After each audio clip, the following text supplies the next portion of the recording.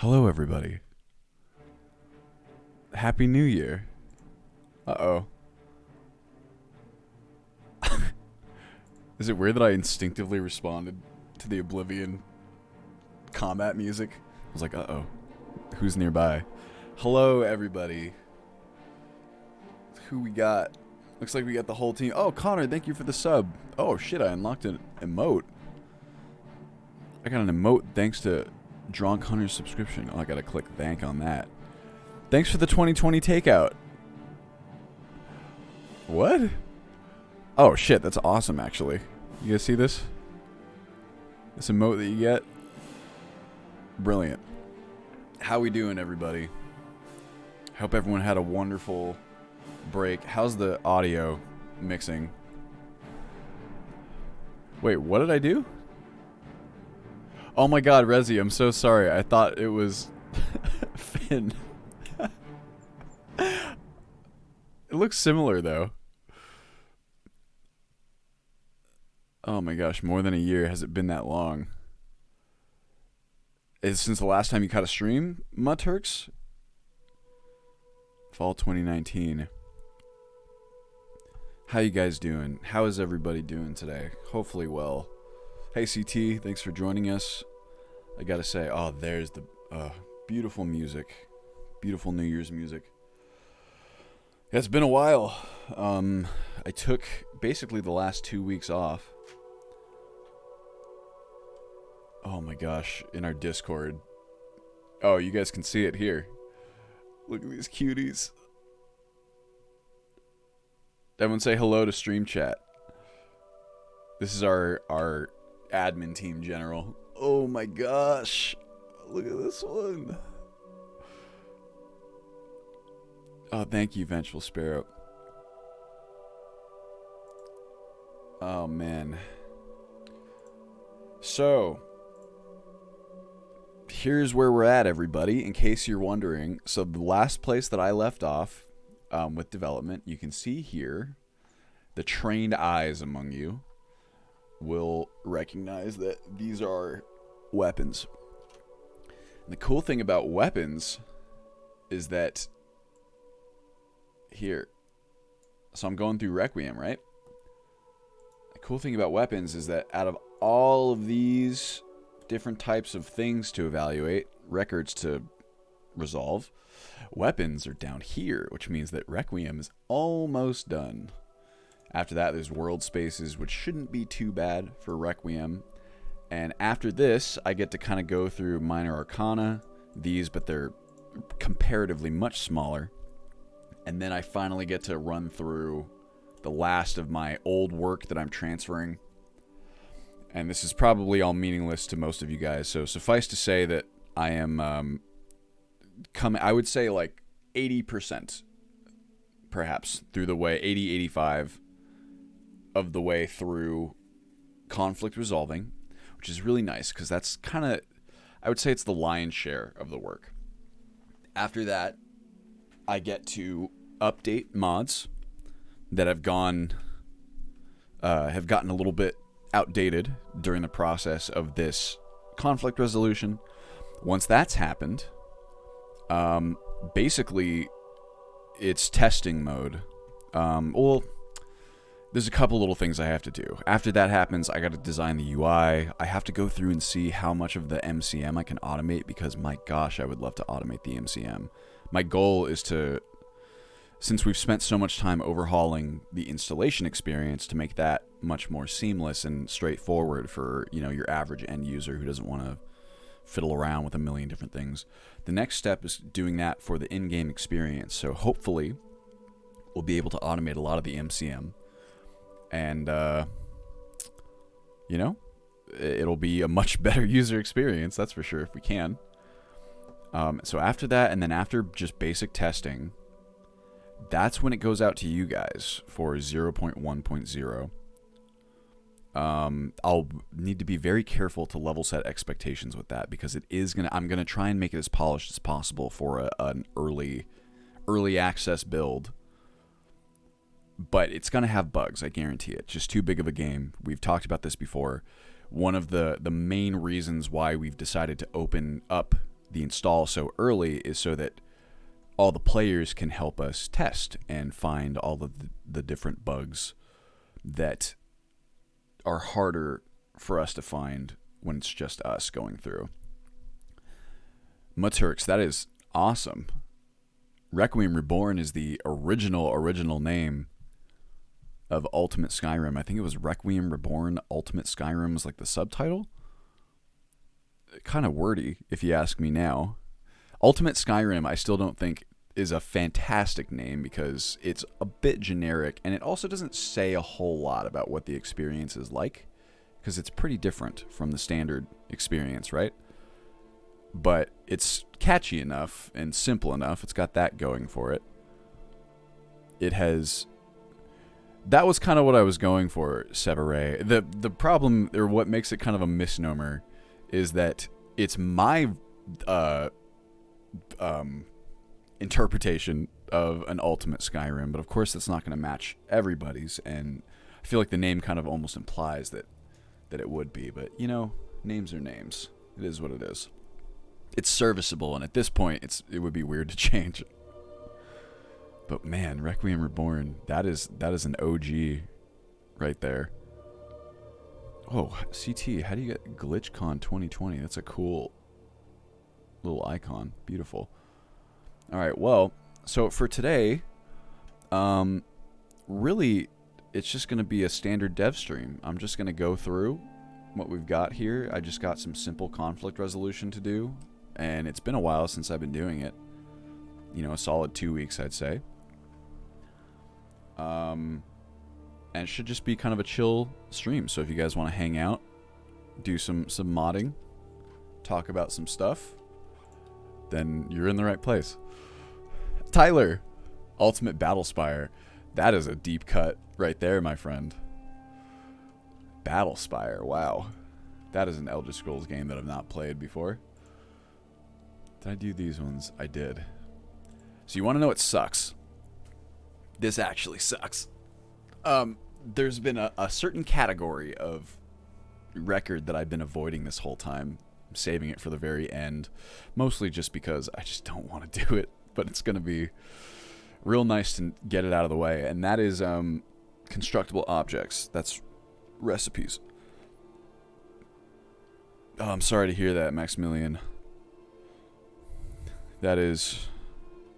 yeah, LA is supposed to be on lockdown, but based on the amount of people outside, I don't think you could really call it that. Which is... I don't know. It's unfortunate. I mean, the lockdown is unfortunate, of course, but I think that the sooner we do it, the better off we'll be. And LA is a real hot spot at the moment. Like, I think most of the UK as well. Hello, Archmage. Also, Plot, I'm glad that you endorsed the name Alt Sky. If it works for you, it works for me. Yeah, I feel you. That's Liz, by the way. Mika is. Team Liz, not my wife Liz. That's always a fun snafu for us. Okay, well, what I've been doing historically here is deferring to Requiem's values for a lot of things. Man, right back in the saddle.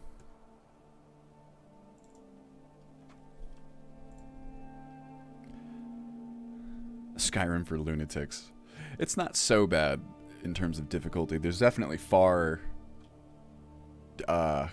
more difficult versions of Requiem out there. I think of things like Total's Skyrim Overhaul. And I'm pretty sure some of the other Requiem lists are pretty tough. I saw their intention of lockdown. They're the reason we're all having them. I did see a meme like that, Resi, that was like,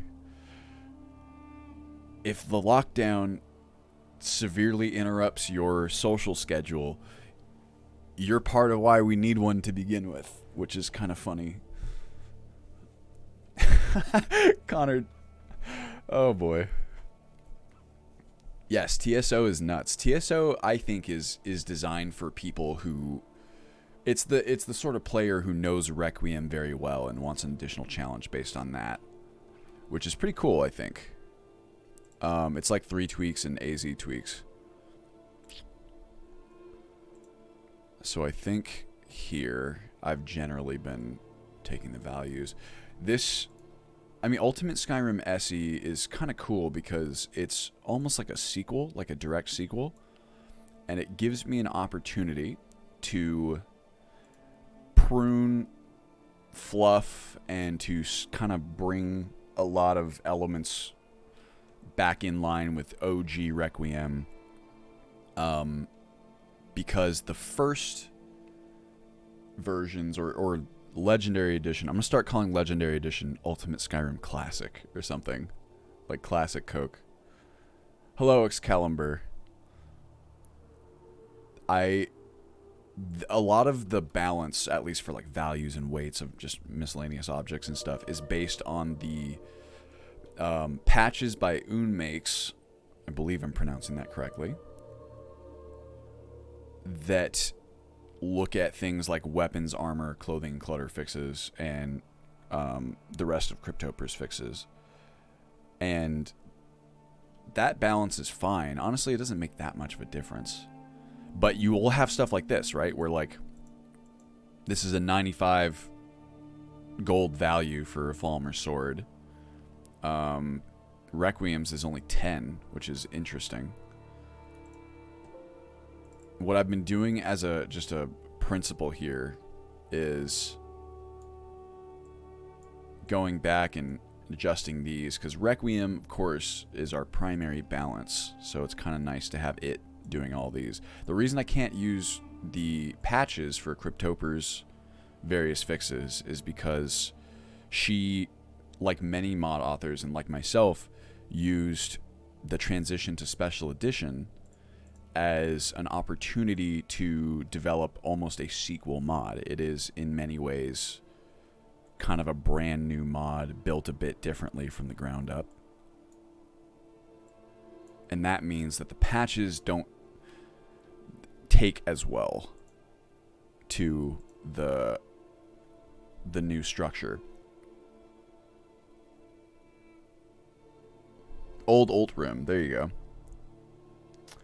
I think, Bambi, it's not so much that survival mods are hard to implement. They're actually fairly simple. I think just that what I've heard from a lot of the mod list authors is that they're not interested in them. They find the survival elements tedious and unfun. It's definitely not for everybody. Why would this not have weapon material iron? I mean, it's wood, but it's also iron. Interesting. For some people, I think they just don't like that kind of gameplay. For me, it's nearly essential, because otherwise it just feels strange to me that there's not even that much you have to do, I think, in terms of gameplay to kind of address the worst of it. Or maybe the worst of it is the only stuff that is somewhat difficult to address, kind of like swimming around in frozen water and stuff like that. But otherwise, I don't think it's particularly intrusive. And for me, the immersion bonus is tangible. Resi, I do think so. One of the reasons why I've not kind of dove into that, I mean, obviously there's other things that I'm doing at the moment, but I have some kind of big plans for skills, and I'm trying to figure out what that's going to look like. So I don't want to spend too much time kind of implementing new skills or rebalancing the existing ones while I might kind of overhaul the whole system, you know what I mean? But we will see, because that's going to be an interesting task, that's for sure.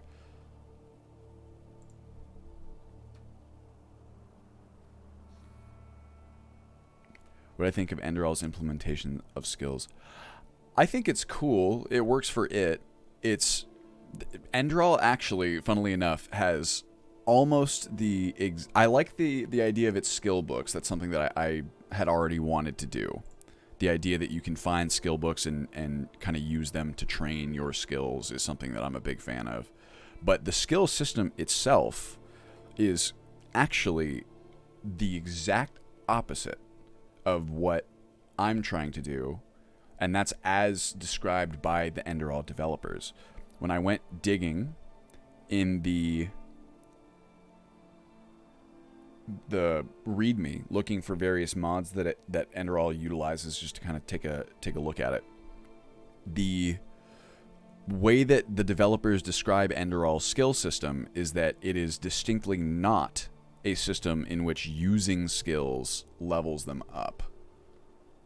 And that is the opposite of what I'm going for. It's much more of a Dungeons and Dragons style system, right? Where it's like, look, you level up, you get points to spend in whatever kind of skills and abilities you want, as long as they're within, you know, the context of your class. In Enderall, the equivalent would be kind of, you know, your trees that you're building out. So it's not quite like Dungeons. It's not class based in the same way, but it is much more like I've leveled up and I'm choosing what area of my skills and abilities to improve, irrespective of my usage of those skills, if that makes sense. And for me, I can understand the benefits to that system completely. It's just a different type of system. For me, I'm going for something that's much more akin to, well, frankly, the OG Elder Scrolls, and also things like RuneScape, where using the skills is what develops them. That's what feels the most immersive to me and has always made the most sense. So that's probably what I'll stick with doing.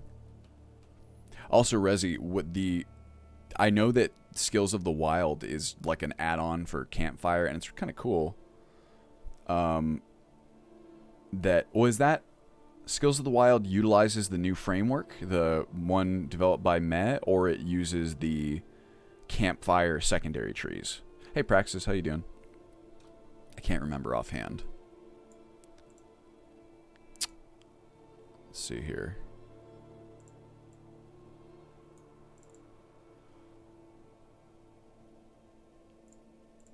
Interesting. Isn't this wild that in the original Skyrim,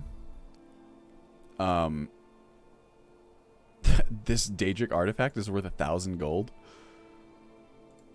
It's pretty nuts if you ask me. That's what I thought, Rezi. So that's another thing that I would like. So I would almost take something like the Skills of the Wild, its skill tree, and I would want to transfer it perhaps to this new framework that Meh built out. Those are the kinds of questions that I need to answer before I can determine how this implementation will go. But in the meantime, you could also make the argument that adding it in might not be a bad idea, just to have it in there like iteratively. Again, it will have to see what gets prioritized and how it makes sense to do.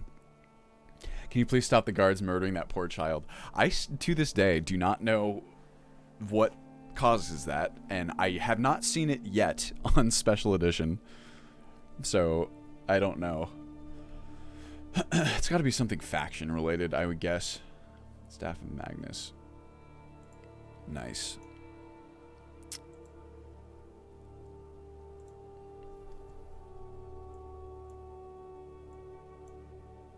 Okay, what do we have here? Oh, it looks like I turned this into a light bow.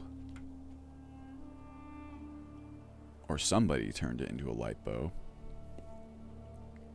It's crazy how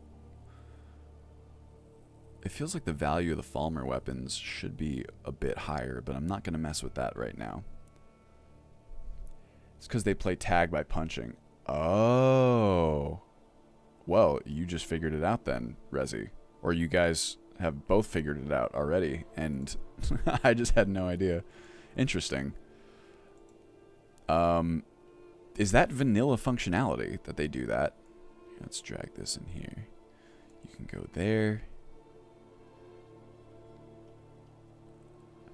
They might not even be, even if they attack each other, it might trigger the guards. Yeah, imagine if you played tag by just full-on belting your friends as hard as you could. That's not that dissimilar from some of the stuff we used to do as kids, to be fair. Okay, that's fine. Well, now we gotta correct this to heavy bow, which is really fun because then we'll get to correct all of the constructible objects. See, here you go. This is where I'm... Ooh boy, this is gonna be rough. Here's constructible objects, by the way. Let's scroll up. This is from the Ultimate Skyrim plugin, right? So even here, I'm gonna organize it by editor ID. You can see that there are a lot of these records to get through, and it's gonna be a big old pain in the patoot. But hopefully, I'm hoping it's not gonna be the absolute worst, because a lot of this I can just copy wholesale. A lot of it I can't, but then other parts I can kind of leave behind because they're deprecated. But let's see how many records we've got for recipes to look at. This keeps going. There's a lot of armors in OG, in Alt Sky Classic, that are not in Special Edition, like immersive armors, for example, so that helps. So let's even ignore these. I mean, we do have to go through the disabled ones, I guess, so let's count them as well. Let's see how many records, just for fun. Come on. And a lot of these italicized ones we'll likely be able to leave behind. All right, how many we got? 20,459. Bambi buddies.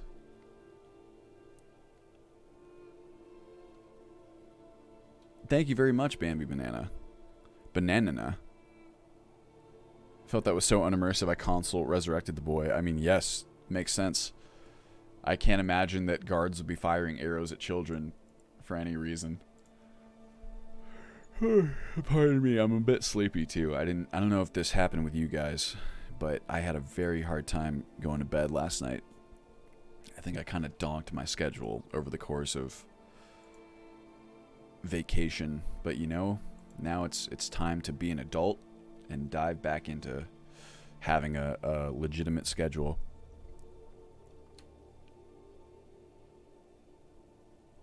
Just how it's got to be. Sometimes the form IDs make no sense to me. Like, why are these here? But that's okay. Oh. Okay, well, this one I'm going to go ahead and leave. Because there used to be katanas. Now there's not.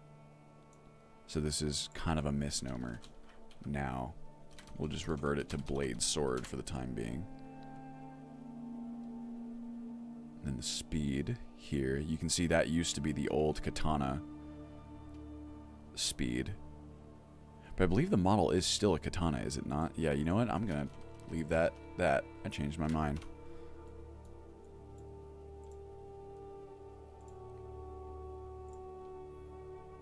Akaviri blade. Yeah, there you go. That's a good idea.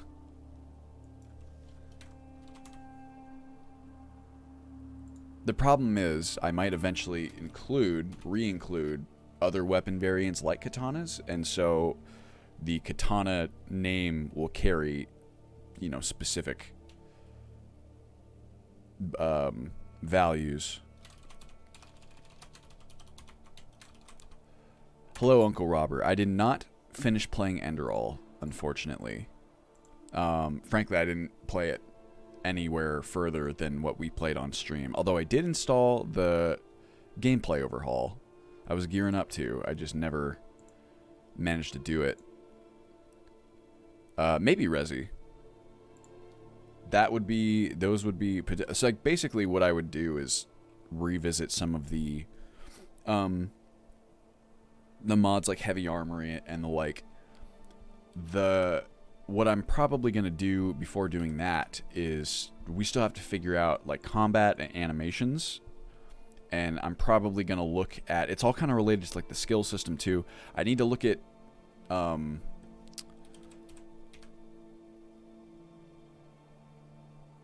is this there? I don't need that. Oh, Lunar Steel. Oh. That's fine. I need to see what sort of alternate weapon variants we're going to have that have their own specific animations, and then kind of go from there. So some of these, I have them renamed Steel Lunar. I can probably leave that behind because Lunar Steel War Axe is not that. Like, that's fine. Who cares?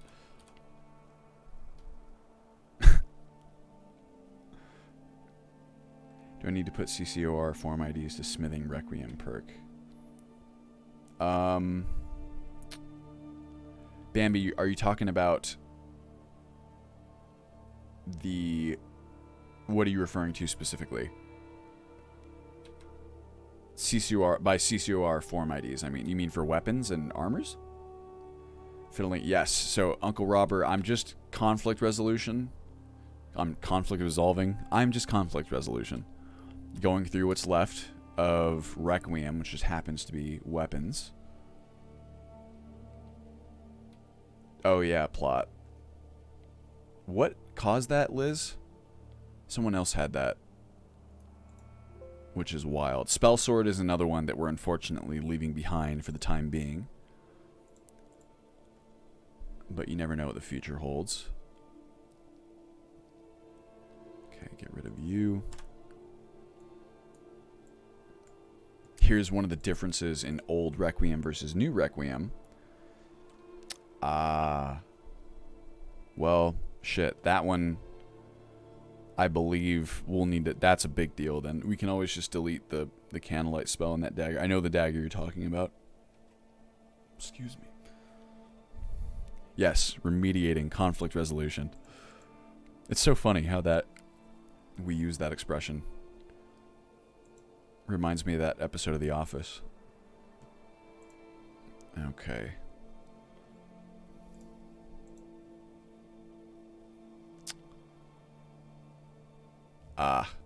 This is why I need this. Sometimes I'll find these records and be like, why does a version of this exist in my old plugins? But it's because there's actually something that needs to be conflict resolved there.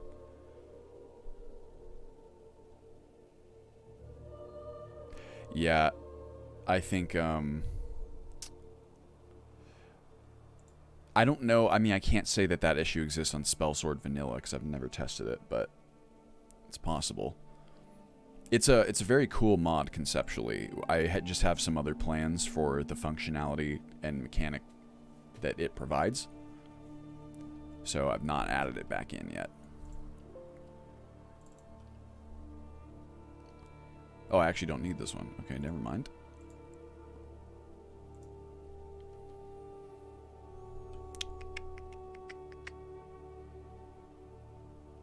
This one I do need. Why does this make this non-playable?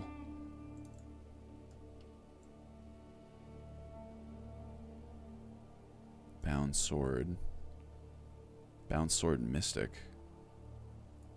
Is this like the upgraded version? Oh, I'm there already, duh.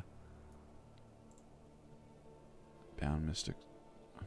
Hold on just a moment.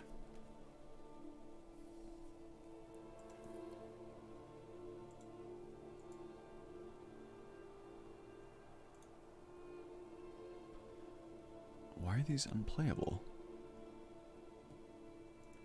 Maybe it doesn't matter? I don't know, but I'm going to defer to Requiem on that one.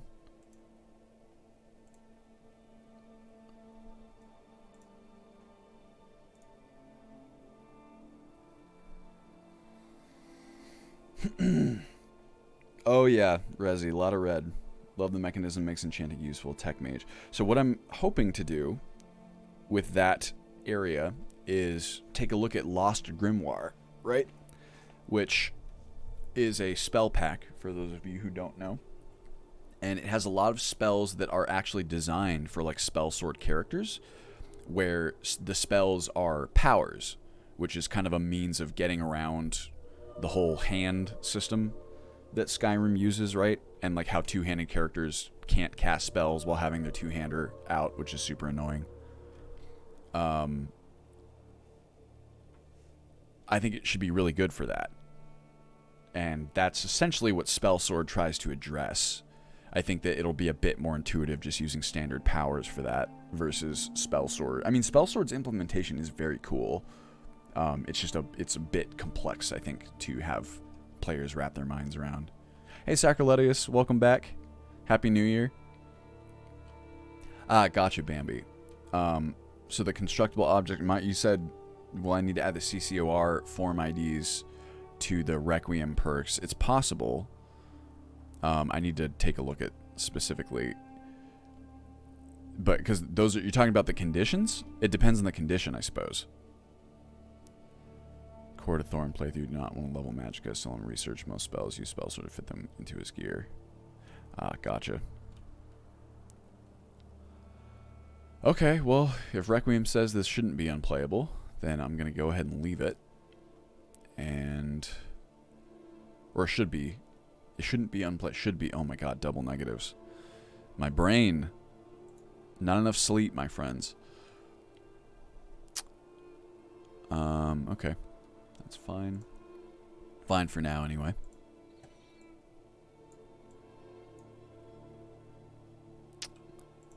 Silver Shiv. I was going to say, why would that Shiv be iron?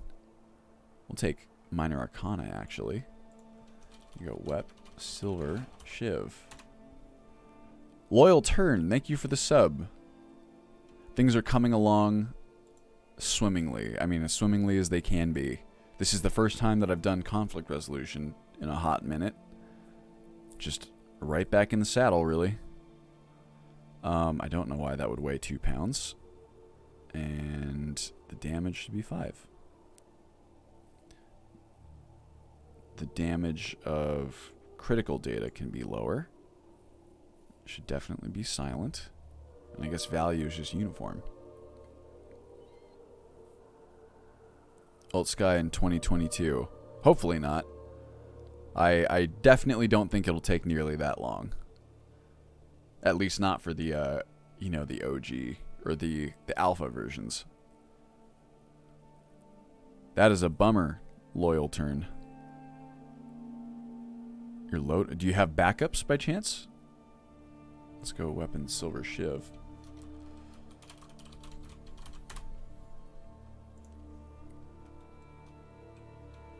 Alessandra's Dagger. Oh, I've already done that. I actually prefer the weight of 1. It's just a little dagger. Whatever. I don't care. I'm just deferring to Requiem in most cases here. Oh, thank you, Connor. Look at this guy. I gotta figure out how to turn the light bar off while I'm playing using input mapper, because my battery on these controllers is just no good anymore. Oh, I woke up with like the gnarliest headache too. You guys ever get that? And I have no idea why. I wasn't drinking. I wasn't doing anything. Just some days are like that, I guess.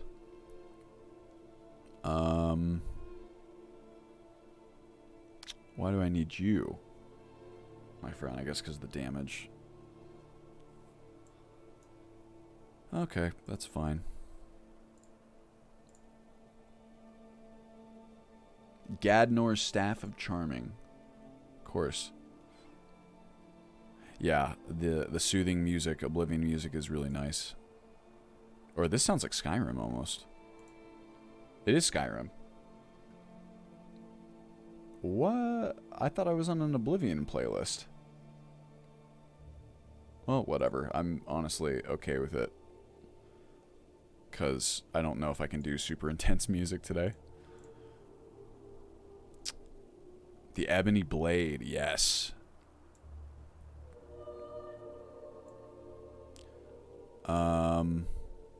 Exempt artifact keyword. Interesting. So the Ebony Blade is technically made of ebony, so I'm going to change that.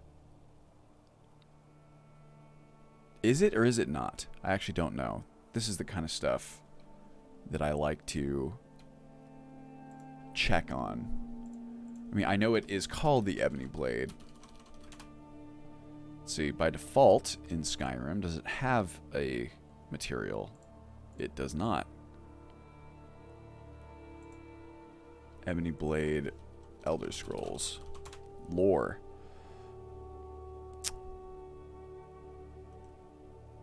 The lore of the Ebony Blade, please. UESP. UESP is where to go, of course. Resembles an ebony katana.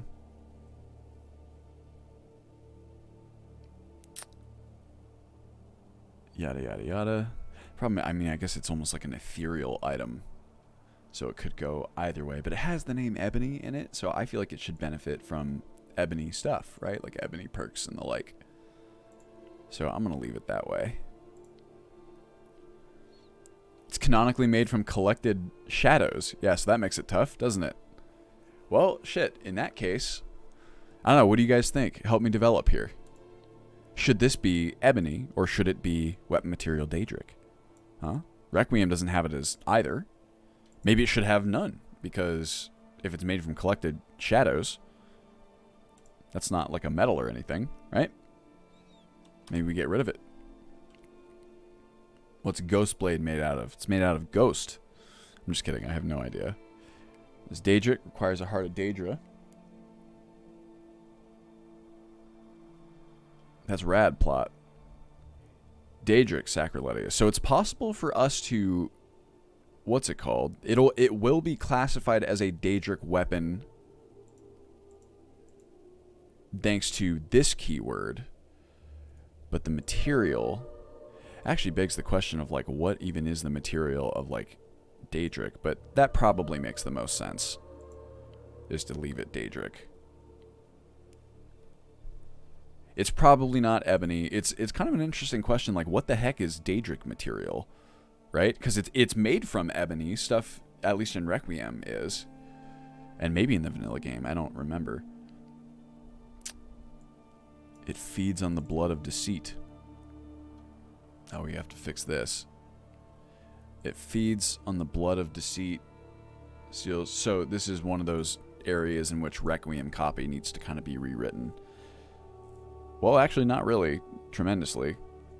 I thought strengthened by the blood of deceit would have been a Requiem inclusion. Absorbs the life essence. So is that supposed to mean something to people? Like, isn't it something to do with you killing innocents with the Ebony Blade? How does that work?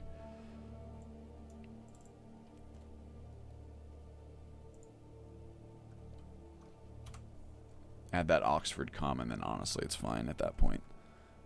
I'm not going to spend a tremendous amount of time on it. It's a whole Daedra warped into the form of a weapon or armor. That is badass. Very cool. Mephala is part of lore. I'm so happy I have all of you to explain all this stuff to me that I don't know offhand.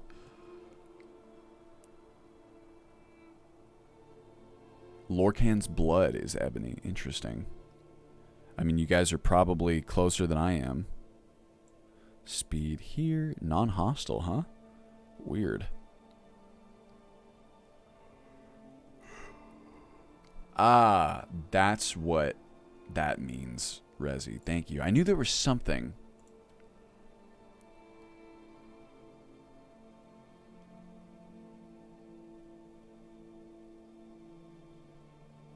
I wonder what this part means in Requiem. We can find out. We do some digging. Object effect. Yeah, friends killed. Does... Yes, a Requiem adds something new? No?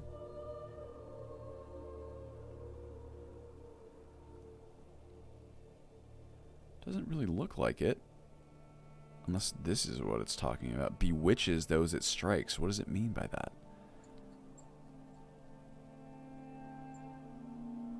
Unless it edits one of these effects. Oh, it might. At least a little. No hit effect. Oh. Then maybe that's the whole non-hostile business. Is like when you attack people with it, it doesn't make them attack you. Maybe because if you attack people, it makes them not friends, and then it breaks the functionality. They could have added that in as a means of allowing the mechanic with Requiem stats.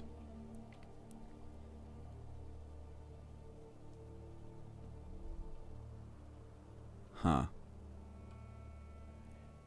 That is super gnarly. Makes me very sad. But that's what evil does, I guess. I feel like I should put something here in the description.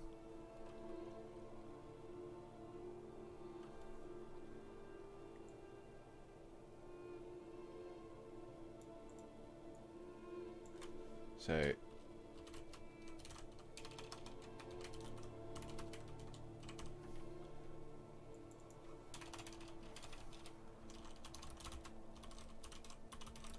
each strike.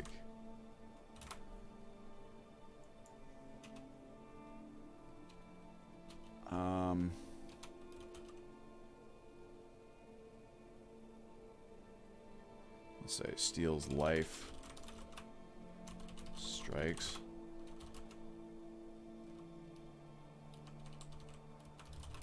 It's like sometimes you want to keep this colorful little flavor text.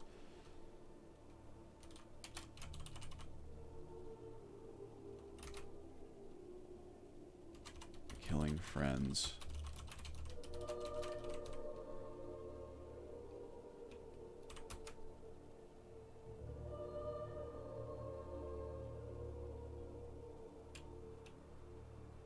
It's kind of tricky.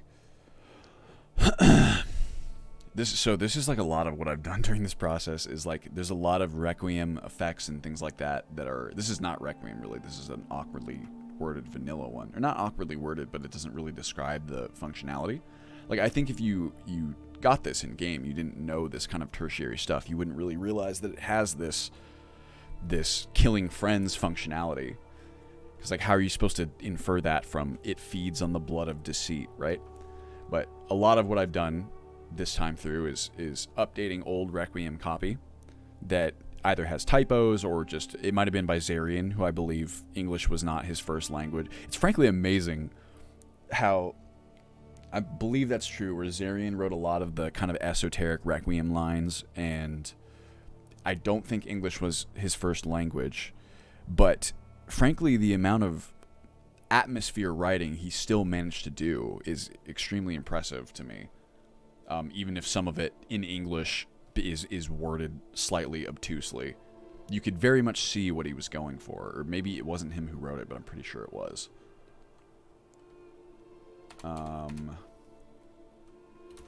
Killing. The blade is strengthened with each kill of a friend. Say relationship 3 or higher.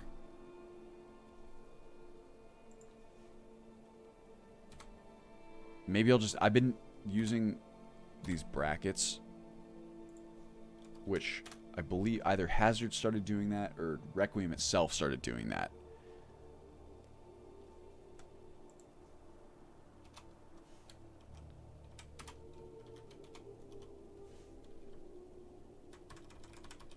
So we'll just do that.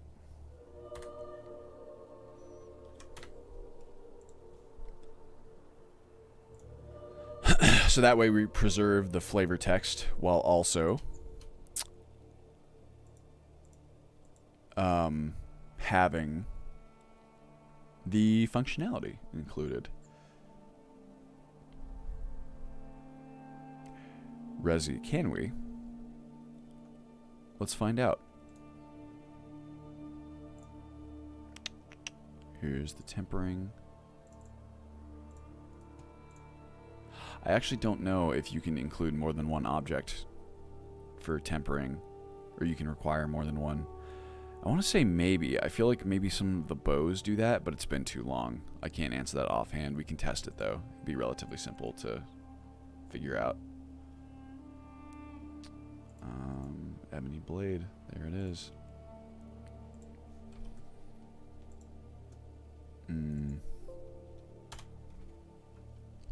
Yeah, we can change it as we go through. What was it right there? Ebony?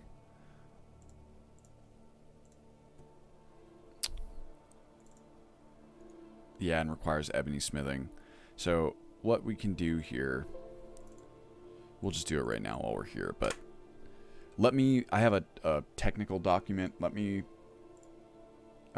make a note to reevaluate the tempering items. See, this is another thing too, where it's like I might like completely overhaul the way tempering works as well. So I won't spend too much time kind of... What I try to do is when I know that I have kind of like feature changes on the docket for certain mechanics, I'll try not to spend too much time on the current implementation of those mechanics, because that'll just end up with doubled work.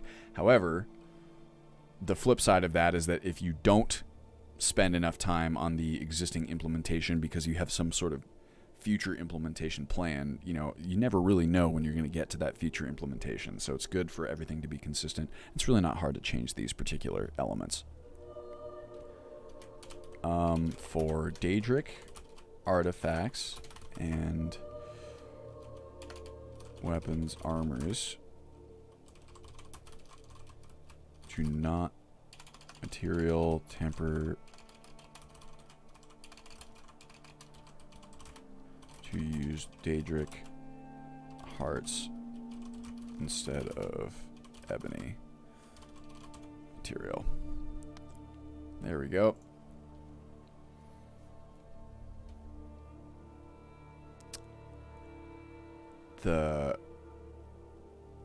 That is, so also we use mortal enemies, actually, Bambi, which is kind of the spiritual successor, so to speak, to attack commitment. And it's, I think, the one that, I mean, both mods kind of just adjust the attack directions and the attack behavior of the attack directions and like which attacks characters have and stuff like that. Those are usually like race or NPC edits. And then the combat styles themselves, I believe, are sometimes edited by those mods.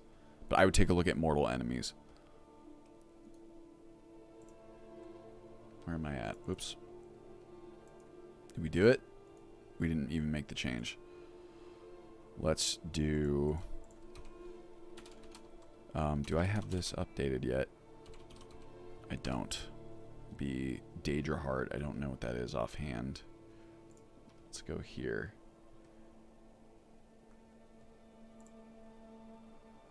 I'm sure it's edited here. Oh, it's alchemy, isn't it? That's why. Maybe Alk Daedra Heart. Still? No? Oh, ingredient, perhaps. No, that's what I tried before. Oh, okay. I'm just gonna grab the form ID of a Daedra Heart offhand. That it might actually be the fastest way. Heart. This is why I bother to change all the editor IDs of things so that they're easier to find and I don't have to do this kind of thing. It's surprising to me that this is not edited. Requiem Minor Arcana. I guess I just have not gone through this. I guess I just let it be Requiem and then...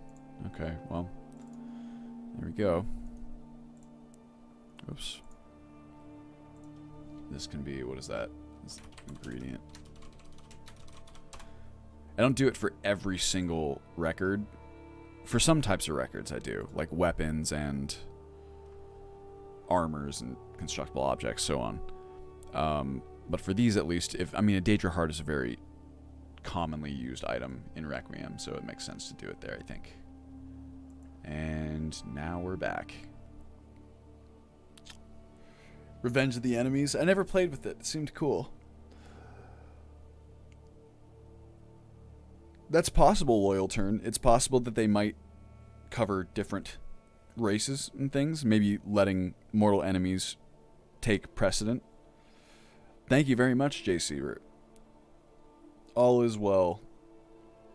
Oh, please pardon me while I stretch. I had a So like 2 days ago, I did a workout tape.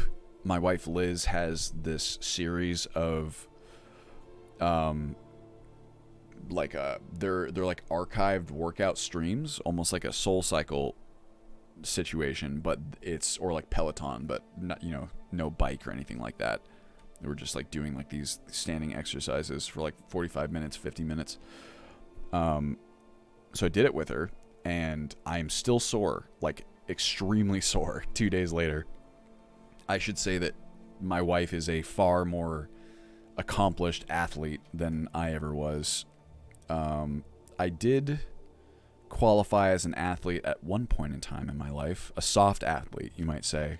I swam and played water polo in high school, and we were like decently good, but my wife was like a almost Olympic level figure skater, so she is to this day far, far more athletic than I am. It was ambitious of me to think that I could even approach her sort of exercises.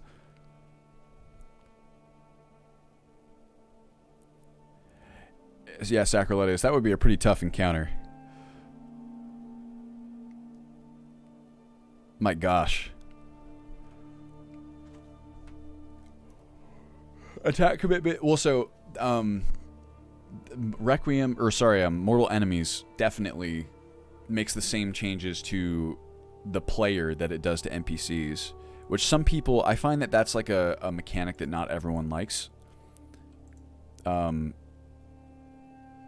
I will admit it feels a little strange at first when you are not used to having your kind of turning restricted while you attack. I'm so used to it now, I feel like, that it feels weird if it's not there, but I definitely understand that it doesn't feel natural to everybody. It's a lot of bandits. Do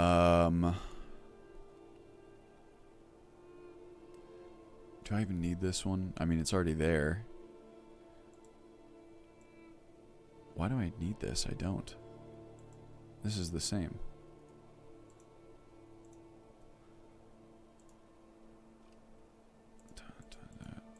I like having these ones, though. Generally speaking, anything that's crafted, I will edit the editor ID just because it's easier to keep track of on the back end. Dawnbreaker, A. Okay.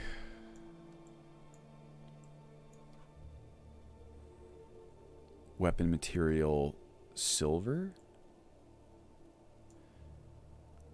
Alright, everybody, what's the lore on Dawnbreaker? What's it made out of? It is a Daedric prince's weapon, of course. But that doesn't mean that it's necessarily made of anything Daedric.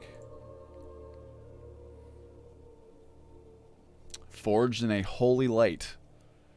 An appearance... Oh, well, they have it looking like an ebony longsword, but we don't.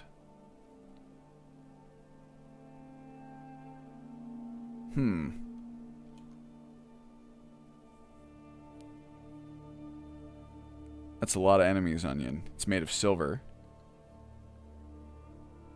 Okay. But it's like, is it just silver? Is there? It always seems like there's some sort of weirdness, like in there too, where you can make an argument that it's also Daedric or something. But honestly, we'll just leave it silver for now. Yeah, see, that's how I had it here. I added both.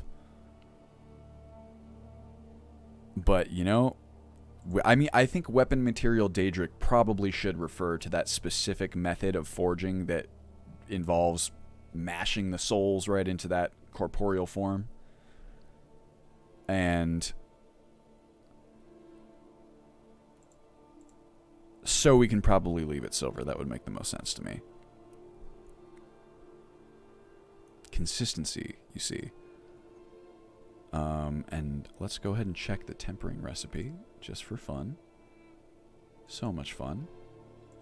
Ingot silver. Cool.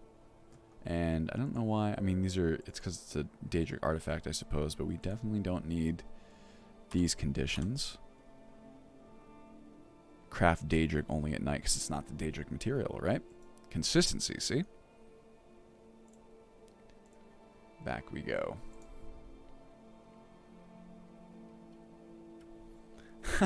50-year sentence in CK prison. Yeah, Sacroletius, I'm sure, does play at some point. He is a modder par excellence. A modder primarily, it seems to me. Modding is the game, after all. Infused with the tears of vampires. What a badass sentence. Excuse me. What a high energy stream. Unenchanted restoration staff.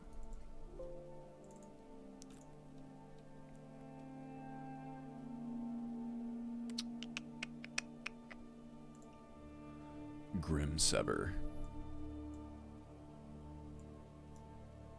Did I get the... Okay, I did.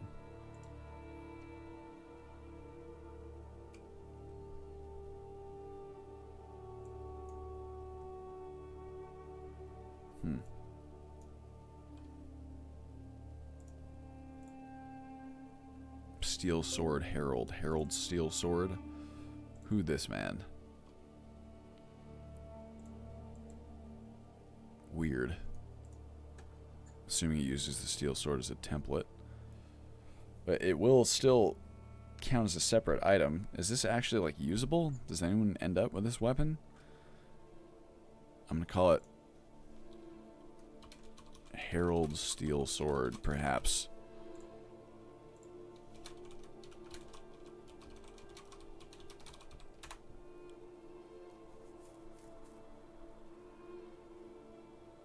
Gotcha. Thank you, Rezi. You're dropping mad knowledge in this stream. Good point, Sacroletius. It's like, what even is a star in the Elder Scrolls universe? Oops. Oh, this is actually, that is the next one. Okay, now things are going to get weird again, because we're back to bound weapons. Excuse me. Oh boy.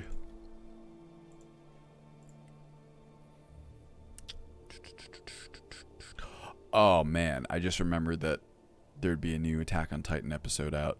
Well, that's what I'm doing after this when I eat lunch.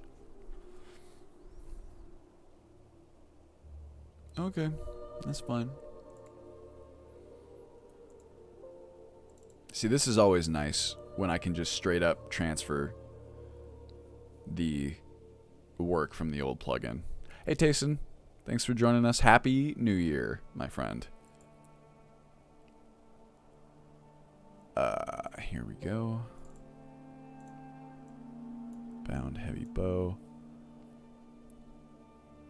That's all good. I'm gonna need to stand here.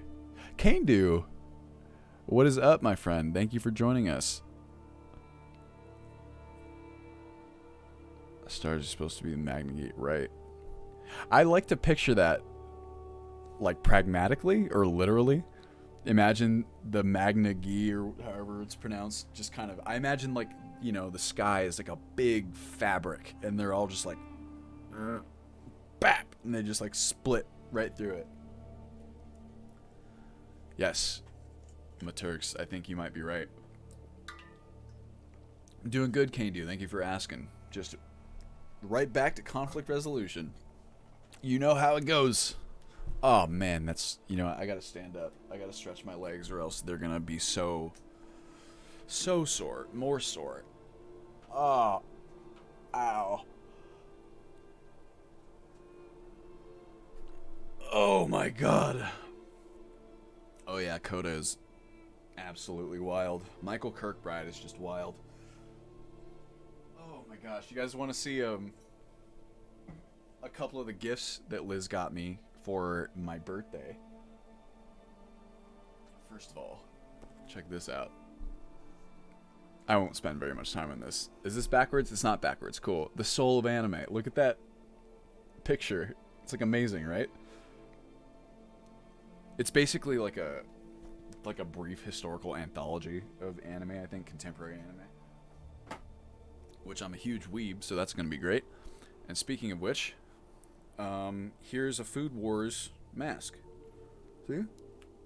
Look, I'll put it around my whole earphones. If anyone's seen Food Wars, this is the diner logo and the thing that Soma wears on his shirt as well. And she got me an apron too with it. For, so I can be all Yuki hear it out when I'm cooking. Come on. My birthday, thank you. My birthday is December 27th. And I turned 29 this year. Big 3-0 coming up. Oh my god. Oh, I'm so sore. Like, embarrassingly so. I don't know if this has been one of my New Year's resolutions is to get back into a workout routine. I haven't had much of one as of late, like last year, and it's definitely taken its toll on, my body and also my mind. Oh my gosh. Oh, I didn't know that, Rezi. I'm a spring chicken. Will you be using combat gameplay overhaul, the new Old Sky build? So, I have heard that one, Uncle Robert, but I'm happy to reiterate for you. I would really like to. CGO is difficult because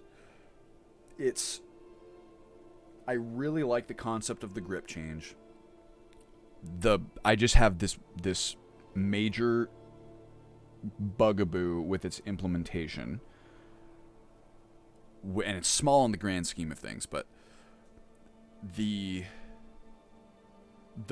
fact that you can still use a shield while two-handing is an issue for me, both visually and, more importantly, from a balance perspective.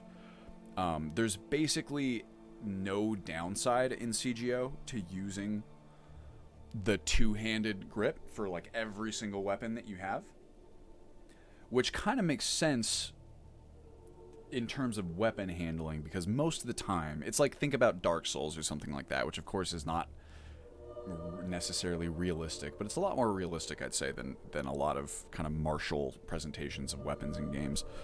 And most of the time when you have a weapon, if you're using both hands to wield it, you're probably going to be able to swing it faster. You're probably going to be able to swing it harder. So that part's really cool.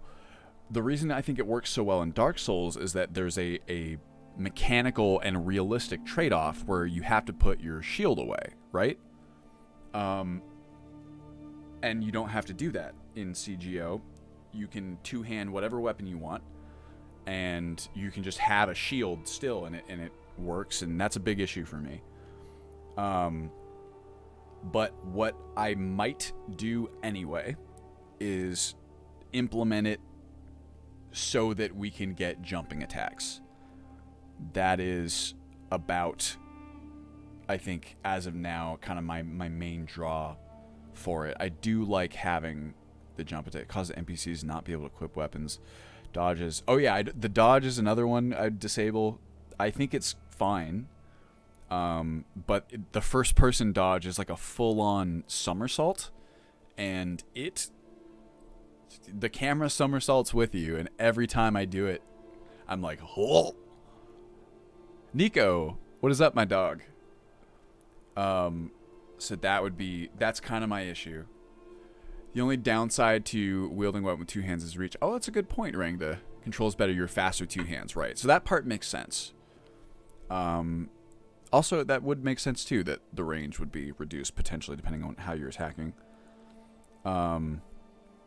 Yeah, the first-person dodge rolls are pretty gnarly. So it's one of those things where, like, I have my eye on it, and it's potentially possible to implement it and kind of gut a lot of these features. In fact, someone did that on the subreddit.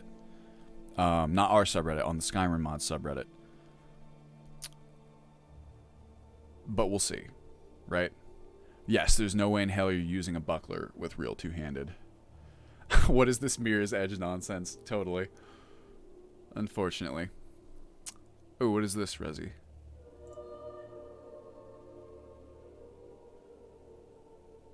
Ah, yes, character behaviors enhanced. So I actually have this downloaded as well.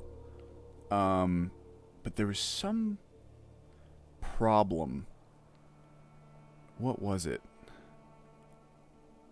Attack, feint of dodging.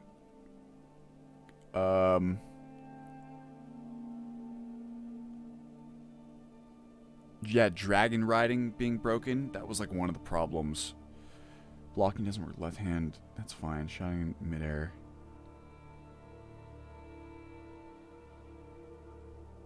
Or yeah, like underwater combat, you must enter the water in first person. I think my issue with character behaviors enhanced was that I couldn't kind of selectively disable, or I didn't know how to selectively disable some of these features. But I do have this one installed, Resi. So this is another area where, I mean, so what I'm trying to do, I mentioned this to the team yesterday. Finn and I were talking about it, but this initial build, it does have additional features that the first one does not have, the classic version. But on the whole, it's pretty similar. It's not that much that's new. And once we get this nice and spick and span and stable and good to go, I would like to focus on improving the new player experience so that it's fairly straightforward to make new characters and hop into the game and just play the way that you would any other game. So, you know, hopefully little to no fiddling around with MCMs and things like that. And hopefully a bit more straightforward of a character creation experience. Funnily enough, the Skyrim Unbound includes, or at least used to include, this alternate method of creating your character for users who didn't have SkyUI installed, where it would basically just ask you a series of questions about what you wanted your character to be, and then you would go from there. And I actually kind of prefer that to an MCM for most, or I would like to have players have that option to do it, right? So I'm going to see if there's a way to kind of unlock that even if you do have SkyUI.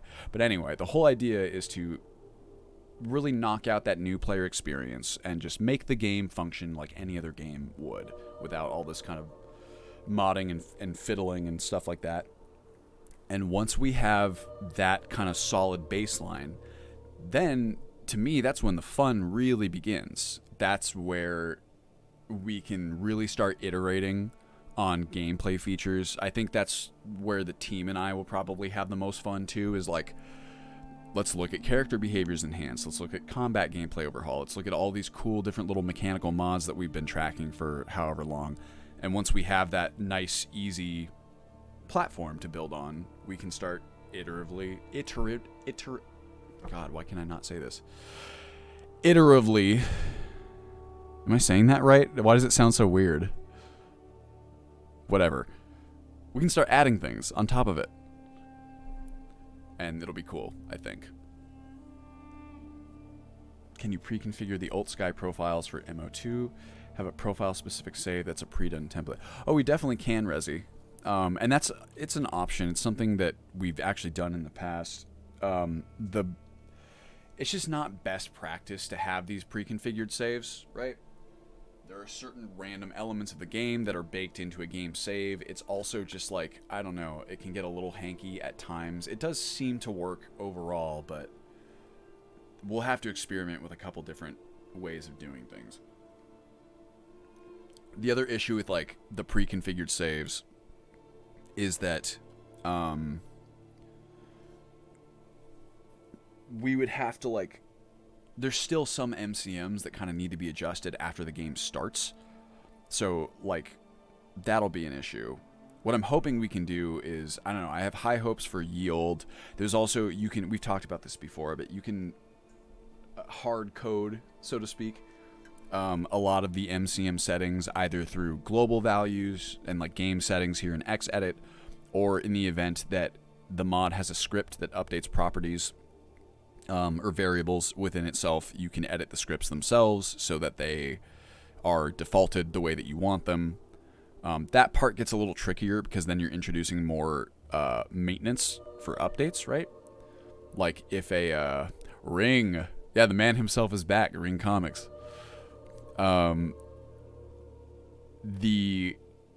Of course, any script that you're updating means you're going to have to kind of reconcile your changes whenever that mod updates. But that's not so much of a problem in some cases because a lot of mods aren't really updating that much anymore. But we have a lot of different options, and it's going to be kind of a case-by-case basis, I think. We're just going to have to sit down and look at what makes the most sense, you know? And that's the exciting, fun part. That's everything we're building to, you know? If only I can just get through this conflict resolution and all this kind of bulk work that just needs to be done beforehand. And it's difficult, too, because I'm really kind of like I'm not the only one who can do it, but first of all, I'm the only person who I would ask to do something like this because it's really not fun. And two, it's easier. I have all the files like on my machine, so we don't have to kind of like version control it out or like merge it into master. And I built the plugins like this one to begin with, so I just like know stuff about it. It's just easier to knock this out. Sorry? What are you sorry about? Got nothing to be sorry for. Yeah, Sacroletus, edit the default values MCM scripts and recompile them. Totally. Oh, trust me, I will distract myself. Oh, I do have backups, Ring. Absolutely. No. If we know anything from this point, it's that I'm prone. I just watched season 1 of the Let's Play, and we can see how prone to distraction I am. I think. I was often compared to the dog from Up, which I thought was very sweet. And also very apt. I think that fits well. Oh, shit. What's up, Bay? Hosted the stream for 61 viewers. Hello, everybody. Bye, Sacroletus. Thanks for hanging out. What is up, my friend? How you doing? Happy New Year. My name is yes, exactly him. How are you doing, Bay? What you been up to? For those of you who don't know, Balian is he streams Ultimate Skyrim, but also a million different other things. Would you call it fair, Balian, to say that your streams have a narrative and roleplay focus? Telling stories, emergent storytelling, immersive gameplay. Those are not just buzzwords. I would specifically use those words to describe Balian's gameplay. Like, instead of the sporadic kind of people moving their mouse around all crazy, that's kind of more how I do things. Yeah, immersive survival focus. Balian, I've noticed, has a particular way of bringing the player into the game, or the viewer into the game, rather.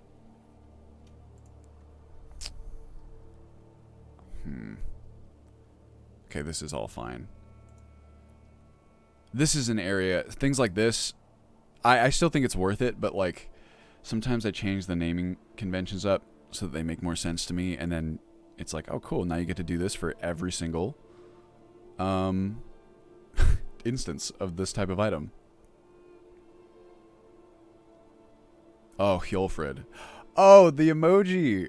I forgot about it. Or the emote, sorry. Do people call them emojis on Twitch? I'm so out of touch. Thank you, Paxton, for the sub. Thank you very, very much. I appreciate it. Here we go. So you can see here that formerly we had a lot of these balanced for weapons, armor, clothing, clutter fixes. And now they're worth a bit less, which I think makes sense. Also, conversely, dwarven stuff is worth a bit more, which is cool. You look into why Requiem bosses aren't giving a believable amount of meat materials in Hunterborn. Requiem bosses? Oh, heck yeah. These are so slick, the Imperial shields and the Stormcloak one. Which bosses are you referring to, Rezi?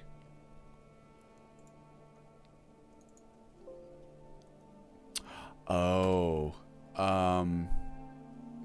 Well, I bet I know the answer. It's probably just that they're being characterized as standard slaughterfish from Hunterborn. We would have to create a separate class of slaughterfish. I'll make a note of that. Be like, large boss slaughterfish are presenting. Really, I should say large boss slaughterfish present, because then that's active voice and not passive voice. Present standard slaughterfish material rates via Hunterborn.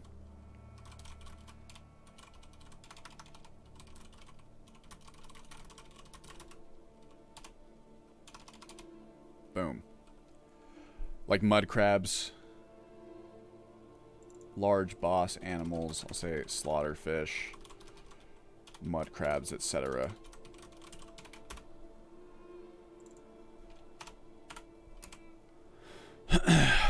After SSC release. Oh yes, CP Max. So that is arguably the biggest benefit of moving to Special Edition. There are many benefits, but the biggest one to me is that we are now on the preeminent platform with all of the ongoing mod development, and there's so many mods that we would like to add, that I would like to add, and the team, I know.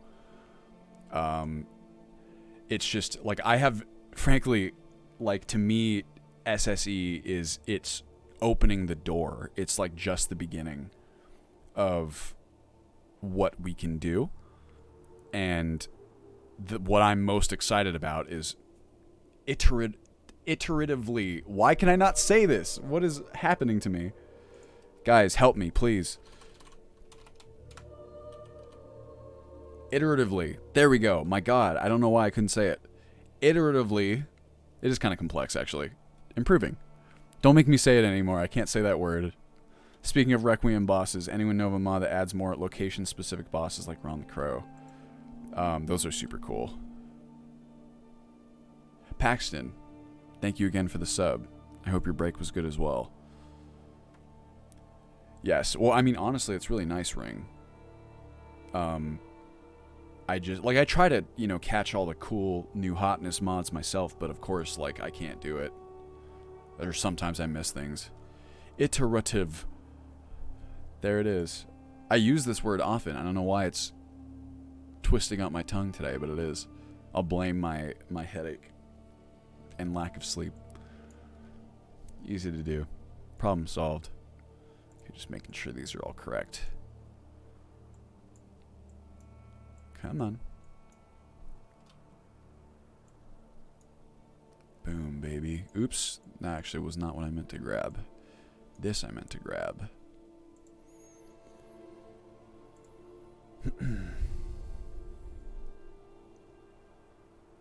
You know what we need to listen to? I got some music for you guys. Just realized we've been listening to this one song on repeat for like an hour and a half. Thanks, Ring. Thanks for hanging out. Good luck. Happy New Year, my friend. Here we go.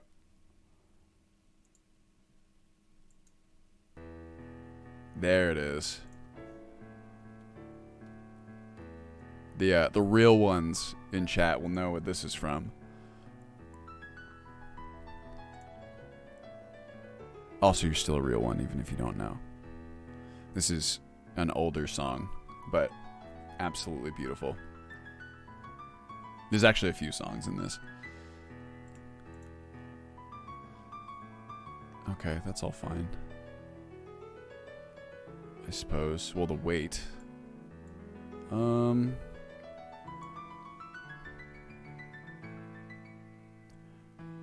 Close, Jesus.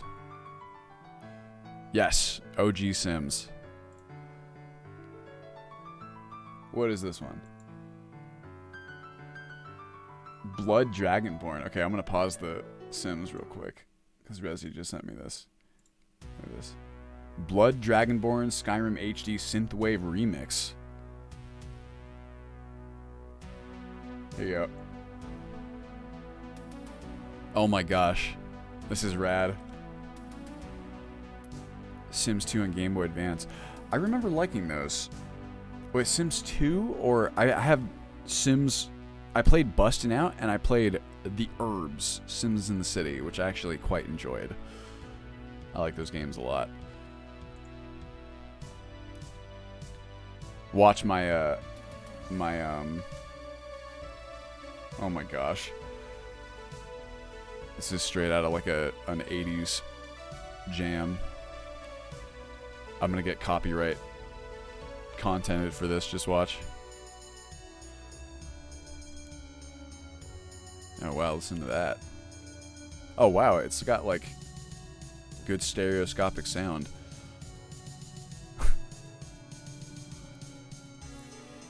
Let's see here. This is all fine. I've already done these apparently.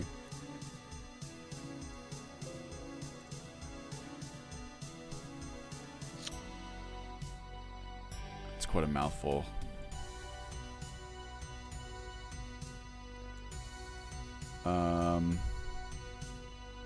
This is a heavy bow, so I'm gonna go. That's really heavy though. 18 pounds? I don't know. How much does a bow weigh?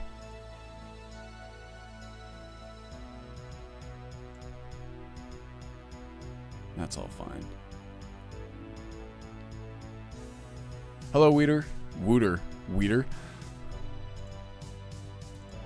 Thank you for joining us. What kind of bow are we talking? I mean, this is an ancient Nordic honed heavy bow. Hard to say, really. It's a Nordic material. I'm going to leave it right there for now. Let me see. Here's what I'm going to do really fast.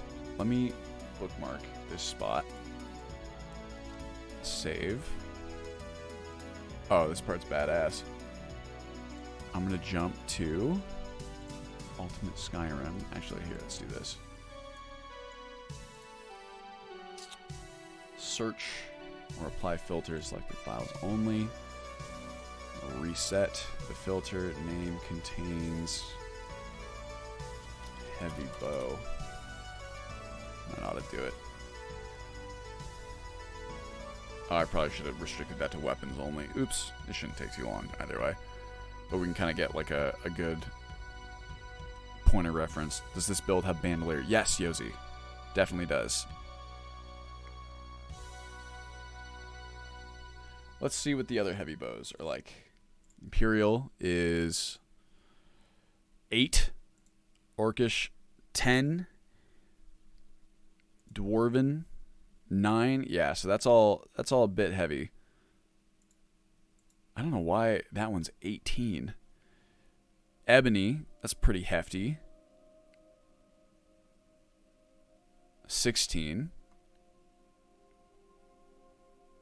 Daedric is 21 by default. So I guess it's supposed to be, I mean, this is the Hone series of weapons is pretty gnarly. So I guess it is supposed to be that. But let's see how it compares to one of these other similarly weighted bows, right? Compare. Same amount of damage. And yet this one's supposed to be twice as... Oh, maybe that's why this one's worth more. It's because the weight. Yeah, I feel like the weight perhaps is like a weird term. It's like the weight is supposed to be some sort of weird approximation of both the volume and the weight, maybe people have argued. It's kind of like a strange scenario there, but you know what?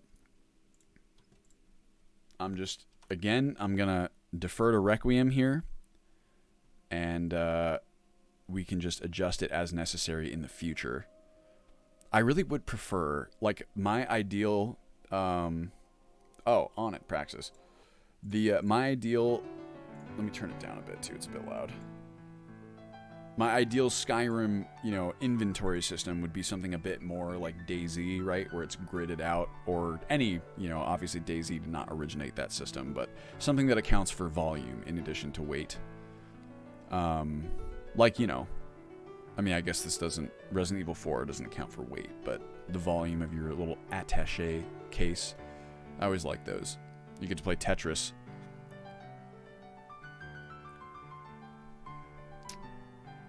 So we'll just leave this for now. Why don't we make a little compromise here? Let's make it 15. So it's between the two.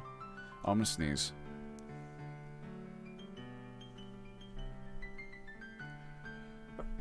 Excuse me.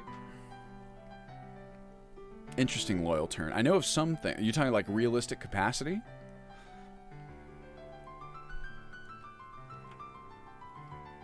What's D&D's weight system, Resi?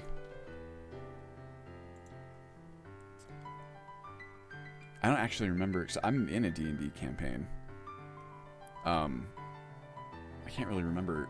I mean, there is like a weight system, I do remember that, but I've not even like had to think about it, I don't think.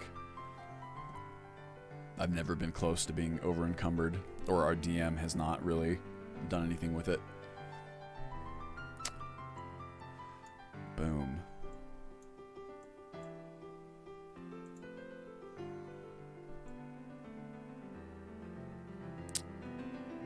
This one's weird. The Nord hero stuff is supposed to be like especially good.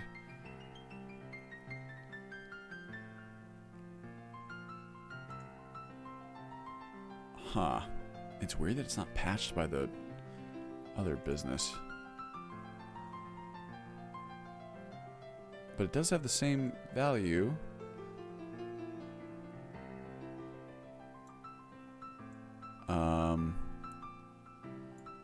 Okay. That's a weird one. And this has critical data 7? Where's that coming from?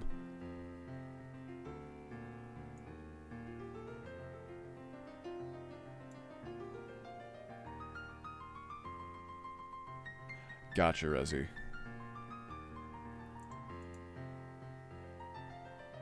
Yes, I love it. And this is just the first track. The other tracks for the build music are really wonderful as well.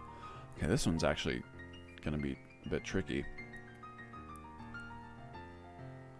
Well, here the damage is the same. Weird. Okay, well, I mean, we can just leave it here. I think 6 is fine for the critical. Looks good to me. Whatever. Moving on. Easy to change if necessary.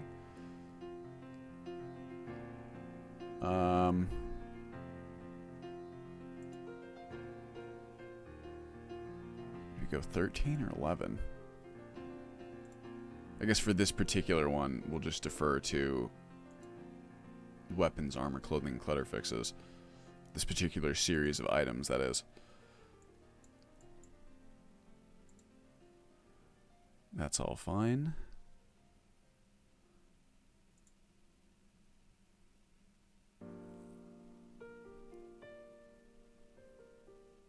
What is this loyal turn? Let's see. RIB inventory limits.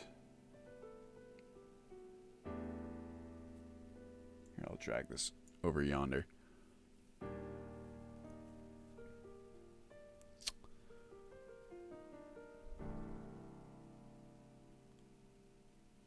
Interesting. I've not seen this before.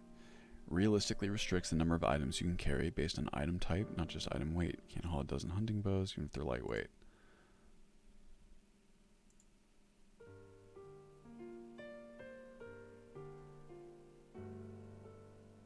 Gotcha. Right. Logical limiter slots, which your items fit into. You try to pick up an item, its designated slot is already full, you can't carry the item.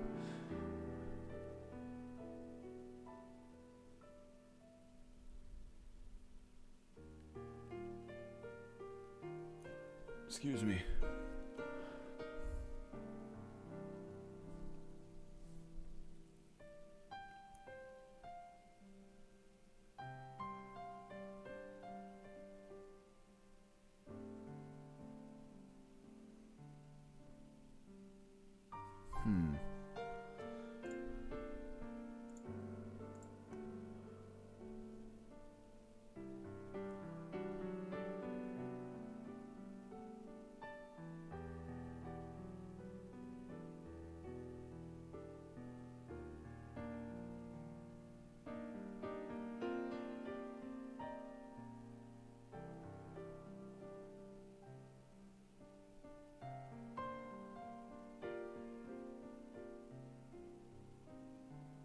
Huh. Zephyr needs a buff. You can't change my mind. Yeah, it is gonna step on some stuff.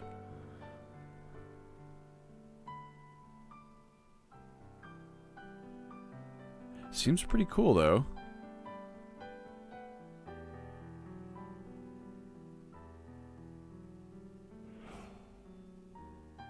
Thank you, Grave, for the sub. Much appreciated.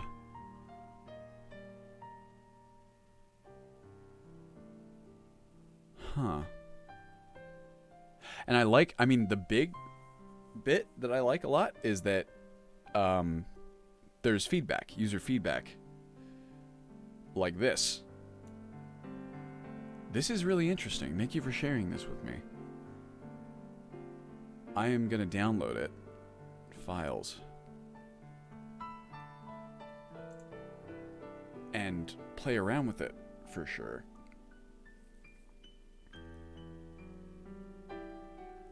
Thank you so much, Grave. Really appreciate it. Happy New Year. I hope everyone is having a good first day back. Or it's not everybody's first day back, I know. This is about special edition, though. Yes, that's what we're working on, Miss Isabel. The upcoming special edition of Ultimate Skyrim, which will likely be known as Ultimate Skyrim, and then the other version will be, I mean, maybe Ultimate Skyrim Classic. What do you guys think? What would be the appropriate name for Legendary Edition once we move on? Also, this person, I believe, is using this. I think that font is the same one we use, Centaur, which is chef's kiss. Classic sounds classy. I thought so too. I thought it was cute, and there's obviously precedent for things like that being called, you know, the classic version. And it pays respect to Oldham, which obviously it deserves. It's gotten us this far. Ultimate Skyrim is actually quite brilliant, Rezi. Embrace, yes, Essie. I think, I'm pretty sure that when the first ever... Wes Deasy, thank you for the sub. Thank you so much. I think that when the first version of Ultimate Skyrim released publicly, I'm pretty sure Special Edition was already out. So that kind of puts everything in perspective in a way. It's kind of funny. Oh my god. I cannot stop myself. We need like some pump up music, but I'm also not going to play the pump up music because I love this. This is kind of pump up-y. It's a great song. This is what I have been listening to while doing this exact work, actually. That can stay. Staff of Tandil. Yes, of course. You gotta have the Staff of Tandil. Thank you so much, Wes. That's really, really kind of you to say. Happy New Year. People bitch about MCM's install. I remember 2.0. Oh, yeah. Oh, yeah. Talking about the upcoming remastered edition, old LP. I could have been talking about special... Oh, my gosh. Thank you for the sub gift. Wes, that's very kind of you. I could have been talking, Loyal Turn, about 4.0. I could have been talking about special edition. Depends on which Let's Play. It's been quite a journey.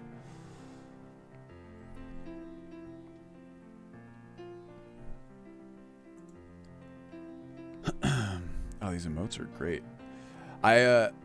When I first started streaming on Twitch, I didn't know anything about Twitch, right? And I was like, what's emotes? Like, how does this all work? It's actually kind of crazy how, like, effective of an incentive emotes are. It's quite brilliant, actually. These are all the subs to this list. That is very sweet of you to say, my friend. Thank you very much. It's my pleasure. What is this? Keening? Tempering. Should probably have both, to be honest. Keening is, it's made of dwarven stuff. Maybe I shouldn't have both just because gets a bit confusing at that point, but I don't know. I feel like it should have both. Yeah, I was going to say the support team as well. The real heroes, the stalwart defenders of the realm.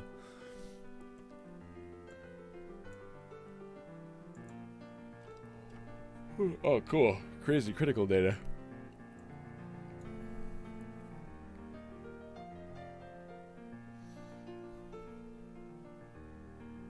Special edition was released June 2016 for season 1. Oh yeah, I mean the Let's Play has never been on special edition thus far. So maybe what you were thinking, it could be. So there was a big gap. This is kind of like the funny story of the origin. It's not that funny. It's not that interesting to be honest, but it's something. Oh my god. Ow. Oh, my abs are sore too. Oof. I might have been talking about the 4.0 release because that was a big deal for a while. Because I took a gap. Ow. So Ultimate Skyrim was never actually supposed to be what it is now. It's never been. It was originally intended as only a video series. I was never even going to make it available to download for anybody else. This is when I started the season 1 of Ultimate Skyrim, I was still planning on I was trying to do YouTube primarily. I was going to make like video essays on game stuff, and since those kind of take a bit longer, I was making the Let's Play episodes with my personal Skyrim modded configuration as a means of kind of keeping the algorithm happy and, you know, having like content between these larger video essays. But as things went on, I think people started to really respond to the Ultimate Skyrim stuff, and so I kind of decided to pivot into that like full time. And that was when I revisited the development of Ultimate Skyrim for 4.0. Remember the 4.07 when 4.0.6 was installable for... Oh, I remember. Honestly, a lot of the entire 4.0 series was, let's just say, difficult. The release of 4.0 was rushed. That was a big lesson to learn for me, was not giving out release dates too early and not kind of setting expectations, right? It was basically our version. Yeah, Nightmare is a good way to describe it. It was our version of Cyberpunk's launch, right? And I would say that it really took until like 4.0.6 before it was really kind of in the place that it should have been out the gate. What is Rock Splinter again? What is this business? It's a pickaxe. I think that can have iron in it, right? Temper bonus steel perk. You're very welcome, Liz, Resi. It's the least I can do. But yeah, that was quite the experience. And 4.0, like no joke, really took a lot out of me. Both before and after the release. Like, oh boy, that was rough. That was like it was like a self-imposed crunch, you could say. And that it really does happen. I've talked about it before on stream, but it is quite wild. So now we do things a little bit differently. Our friend Hazard was also a big help there in kind of helping us helping me find like a different release kind of methodology. And then I started following a lot of other I've always followed like, you know, game developers themselves besides just their games, but I've started doing that a lot more since, you know, I'm kind of developing stuff myself, modding things myself. Yeah, 4.0.7 was the smoothest, I agree. yes, iron out the kinks. That would be a good way of putting it. And just adding in the features that kind of should have been there, right? But yes, 4.0.7 was... I'm quite proud of it because I think it shows the progression and the incorporation of these lessons, right?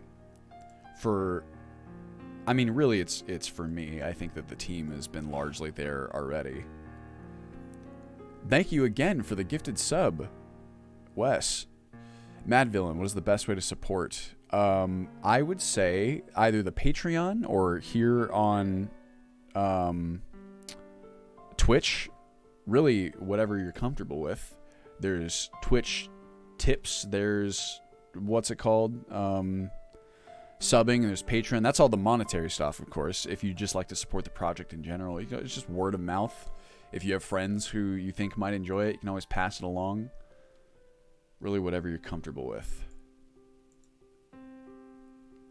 I guess this is fine. What is this, Rock Splinter? Why don't I remember this? Skyrim. Yes, Liz is Mika. Am I pronouncing that right, Liz? Rock Splinter unique pickaxe.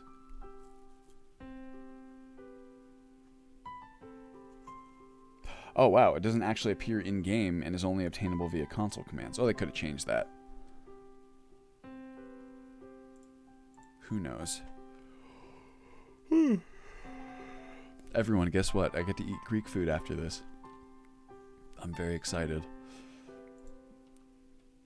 Gorbash's ancestral axe. Troll's Bane.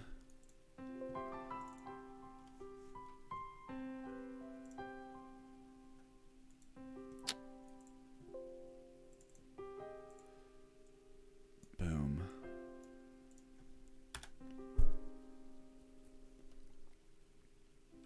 Breaded pork loin chops. That sounds delicious. I haven't eaten anything today. I forgot to eat breakfast.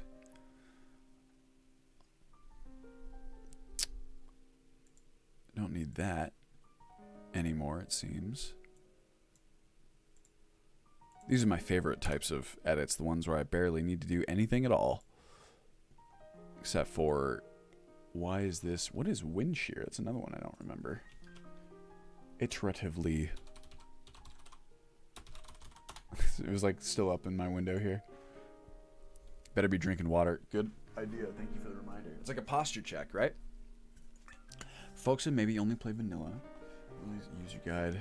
Oh, yes. Well, so this is part of the new player experience that I'm describing is I would very much like to have either in-game tutorials or an in-game reference guide. I was actually just thinking about this last night. It's part of why I couldn't fall asleep. And I want to have some sort of in-game methodology for you to learn about the important mechanics and changes and things like that. Even if it's just like an MCM index, so to speak. But also, I think that eventually development will open up a bit to other people who want to contribute in that way versus, like through a Patreon or whatever. And when we do that, I thought it would be fun to create like an Ultimate Skyrim wiki. And that will be kind of just the way that so many games have wikis, like, Dark Souls or Minecraft, Stardew Valley, things like that. And as for now, yes, the essentially like we're basically everything that's in Liz's getting started guide. Liz and Rezi put together a bunch of guides. Finn has a FAQ. So we're probably just going to use those as a basis and then kind of expand out the rest of the tutorial stuff. But there needs to be something. There needs to be a resource that players can know about and utilize. It'll also help that we have the launcher, which will point people. Finn has a FAP.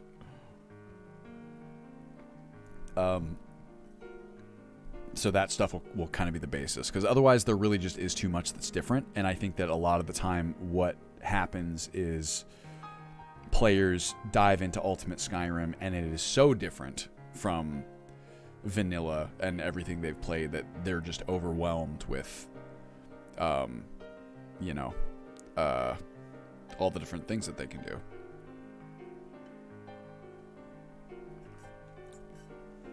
Because that has historically been a problem for us, for sure. Oh, what is wind shear? Wind shear. Oh, it's a big old scimitar.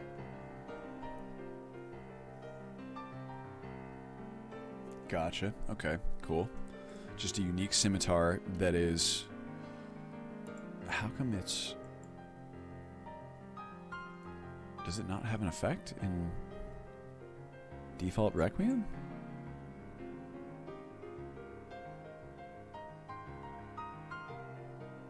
Guess not. Weird. Okay. I mean, it used to have this, evidently, but not anymore. Bash attacks made with this weapon have a chance of knocking enemies down. That's pretty cool. I like it. But maybe that's why this value is adjusted slightly, because if the effect... How is this effect being applied? I don't understand. I don't see it anywhere. I see it here. It's still in there. Scimitar spell. Scimitar effect. There's some conditions somewhere? That's a 60% chance. I see that. Referenced by wind shear enchantment, which is not used by anything. Weird. Who knows? Excuse me. Gotcha, Greg. Thank you. The stun lock saber.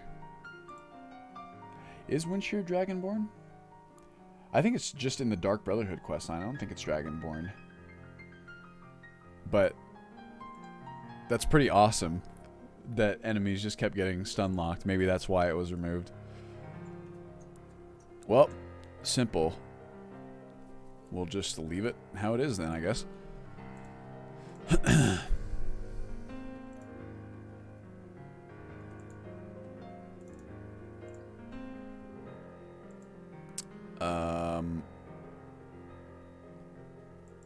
Okay, well, this is a bit rough.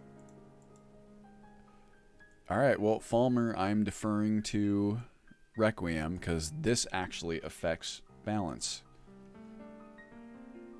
Requiem.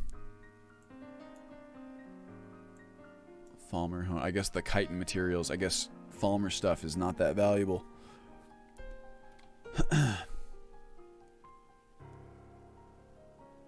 Future best guide maker, by the way. Hell yeah. I mean, we will need the help. I think it's going to be a lot of fun. I'm really excited to open up kind of development of the actual mods is obviously like a gnarlier thing. And if we do that, it's not a guaranteed, but I would like to do it. I think there's a lot of stuff it would be really well suited for. And a lot of people have approached me with the desire to kind of contribute to developer. Connor, what the hell, dude? Thank you for the tip. I'm just going to buy you a video game with it. And then, there you go. It all comes around. But a lot of people have wanted to contribute to development, right? And I think that would be a cool way to do it. I've talked about that with Plot before and with the rest of the team. But I think another cool way to do it that's a bit more accessible is like having like a wiki, having something where users can contribute their knowledge and their, you know, expertise. And in that way, they're contributing to the project, right? You can't stop me, Connor. A stun baton disguised as a cutlass. I like that. Oh, man. I said this song is so good. It's so great. There's actually a really interesting story about the music in The Sims, this build music, where it's like a couple really talented musicians contributed to it. It's almost like this crazy flash in the pan where they didn't even really know what it was that they were making. They just kind of felt it out, and then it ended up becoming, you know, the build music from Sims 1 is like legendary. And then the guy who did most of it, it was like his son or his nephew or something was playing The Sims at the time, and he was like, "Oh, it's the music that I did." And the guy said that he was like, "Yeah, at the time I just, you know, I assumed that it was just a coincidence that my nephew was playing this game, I thought it was, really niche and kind of esoteric. As it turns out, The Sims is this obvious phenomenon, and this person who was not super plugged into the world of games didn't realize it. Dude, that is definitely enough for a pizza. Fan-based bug catalog, Theorycraft solutions. Yeah, that's an interesting idea, Resi. What we were talking about doing before was essentially having teams of volunteer devs that we would like find tasks that are suitable like for them to do, and yeah, bug fixing could be one of them. And then like I think it would start out that just whatever kind of experienced modders wanted to help out would start out, and then if we got enough people, then those modders could kind of lead little mini teams. We'd have to see. I don't have a lot of experience with managing that kind of thing, so we'll have to play it by ear as we go. What was the other thing I was going to say? Something about organizing Theorycraft solutions until I can implement them. I guess that's it. There was something else, but if I remember it, I'll let you know. You ever played non-Euclidean games? I'm not sure. What does that mean? Like an MC Escher painting? Or is it like a non-Euclidean material? What is that? I know something about that, but I can't remember. Okay, let's see here.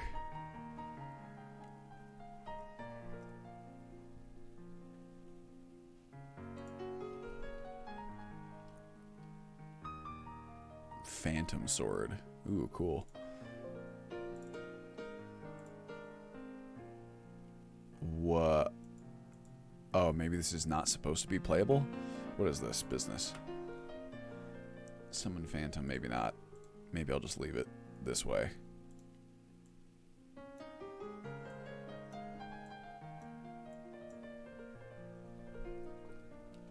Superliminal. I don't think so. What about Antechamber? Would that be one of them?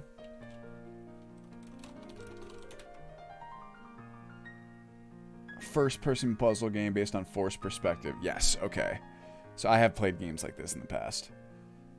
Not tremendously often, though. Whoa.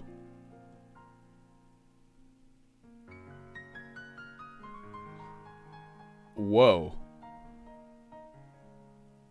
Oh, that is so cool.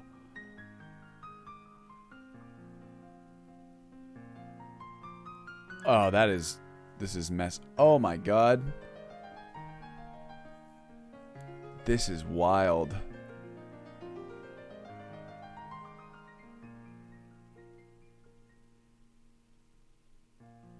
How do you even program this?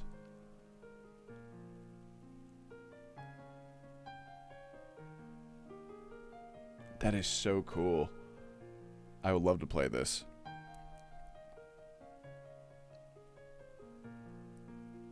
It reminds me of so one of the things that we did over break a couple times, our friends and I, was Tyler has Myst VR, like the new Myst VR re-release. Yeah, see, Antechamber, right? This I played. And we had a really good time just like he would stream it from his VR goggles on Discord, and we would all just watch him do it and like try to solve problems together. And it was really fun. It was like a VR escape room. Oh gosh. Pardon me. It was really fun. It's interesting, Resi. I did see that a couple of the reviews were like, I felt better as a person after playing this. And then that one review was like, it's got not only it's like very cerebral, but also has a lot of heart. So doubly cool. I'll check it out for sure. Those are the kinds of things where it's like, I would love to like play this on stream. I just, it's all about finding the time. As you guys can see, I don't exactly crank through the work quickly when I'm on stream, unfortunately. I would like to get better at it. I imagine it's a skill like anything else, kind of the multitasking, but my brain is not, I'm not typically a great multitasker, historically. The Blade of Sacrifice is actually ebony, right? Am I correct about that?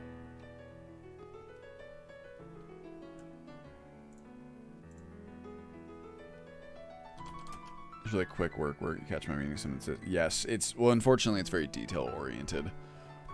Which is why I'm like, how do programmers stream? If programmers can stream, I should be able to stream myself doing this, right? Maybe it's an unfair comparison. I think a better thing for streaming is like playtesting, right? But unfortunately, until this is all in place, there's really not that much point in playtesting. Bye, Connor. Thanks for joining us. Oh, but yeah, Myst was super cool.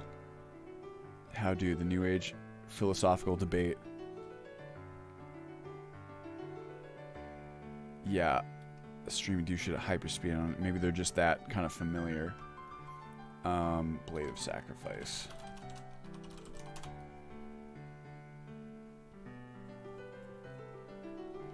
I really wish that the USP... Is there like a way that I can auto-hide results from like a certain subreddit whenever I search these things? Hovering over a door and CK will just chat in the chat. Well, I'm glad I'm not the only one, Tayson. That makes me feel better.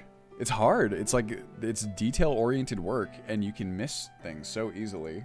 I just go slower. I used to like just miss things when I do stuff on stream. Now I just do it slower so I make sure that I'm not, or try to.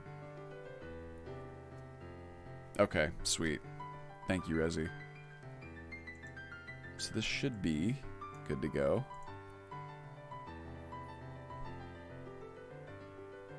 I wish I knew how to play the piano. If I could get better at any instrument, that would be the one.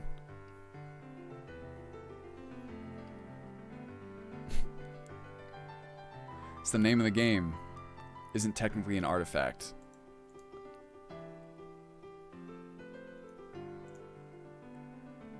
Okay, cool. It doesn't have that keyword. Well, and the other thing, I've said this in the past too, like, for me, the reason I stream, that I do these streams at all, is to connect with the audience, right? So it kind of makes sense to spend a lot of time chatting. It's kind of the fun of it. And I don't stream tremendously often at this point, since, again, the development is so detail-oriented that I find myself less efficient if I do stream a lot.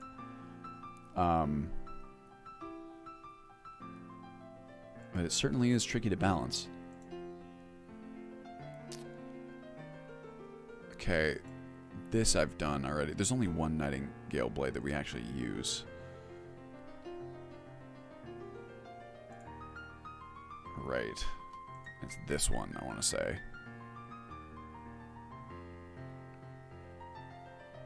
Huh.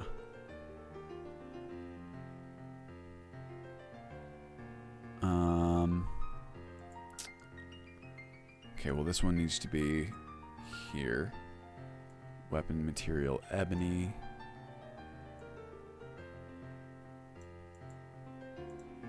Sure, why not? It's not a Daedric artifact. It is actually the Nightingale blade. Is that ebony?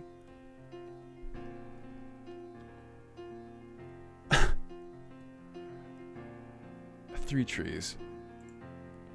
What is this, Rezi? Let's check it out. Various guard outfits for every city. What is this?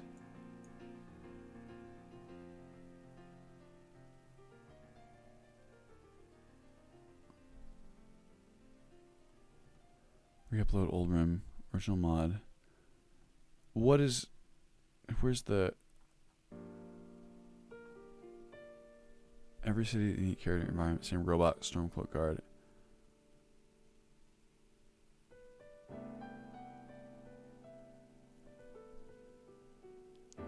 Changes guard outfits to use different vanilla things.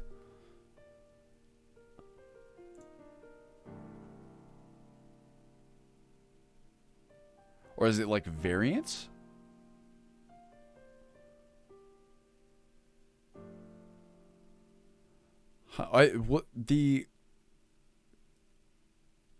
Oh, I'm thinking of the... Does Requiem still include the A Midian-born? Because there is some variance in Requiem by default, I thought. I'll definitely keep it in mind. There's supposed to be, like, different Requiem guard outfits, so they're not all wearing the same thing, but it's been a while. We need to go in and look, because I think they also changed their assets. Requiem, right? Like, didn't they prune a bunch of stuff of the same armor but different colors? I swear they had, like, more variants than that. I could be wrong, though. Thank you for the recommendation. Artifact of Nocturnal. What is it made out of? Nightingale Blade. Nightingale.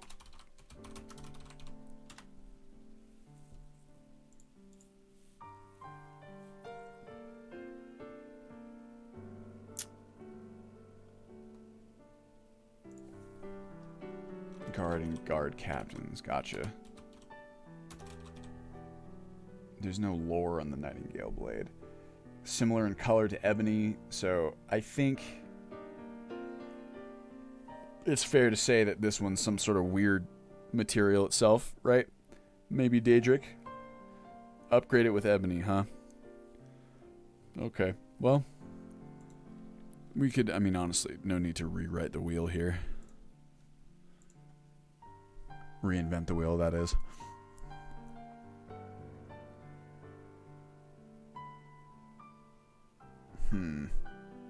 Because we can always change that too if it doesn't make sense.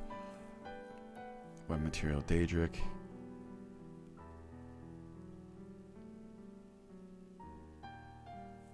Right, I feel like it should be Daedric then. What do you guys think? I'm gonna go with Daedric. And then... Here, let's grab this. Summoned by a similar process as the Ebony Blade. Right, so whatever we did with the Ebony Blade, we should do here. The Temper Daedra Heart, perhaps. Temper Weapon, Nightingale Blade. Yes, please.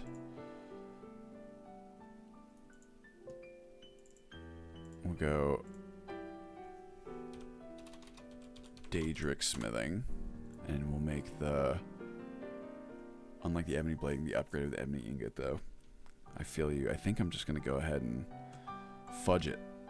Make my own change here. Ingredient, Daedra Heart. So now it's a big old pain in the ass to upgrade, basically. I can do Legendary, but that's okay. Oh well. Then we'll go back here. And now, if this one is all good to go, silent makes sense. It's the Nightingale Blade, baby. It's got to be silent. And then let's copy this should be all the same. Because we are... Requiem is de-leveled, right? So no need for these level scaled versions. Here, just do that, it's faster. That doesn't seem right, does it? Did I miss that? The value? Oh, I guess it is. Whatever.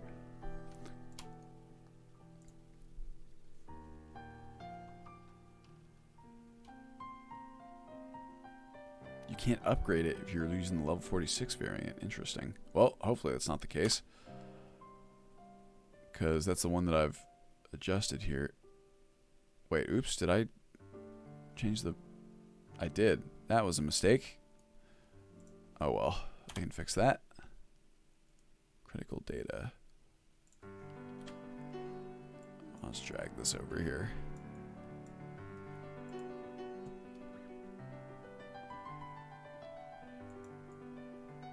There we go.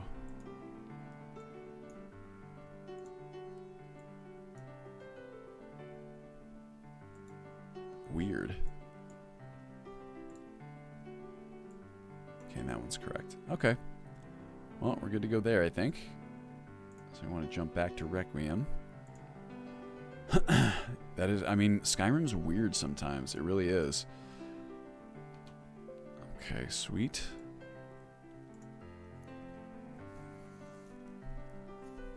And it's like, why? Okay, from a form ID. Oh, I guess this is Requiem, but it's like Requiem edits all of these, right?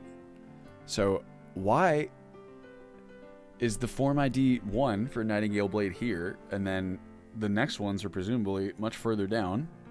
Yeah, like a full ass, like, what is that? 6? 1, 2. It's like 6 different letter categories away. I don't understand it. This is why the editor IDs are nice. Oops, let's go back to Requiem. Scimitar. The classic. But I do have to change the model now. This is a good example of something that wouldn't report an error if you're looking for errors, but it would be an error in the game. Oh, here's an error.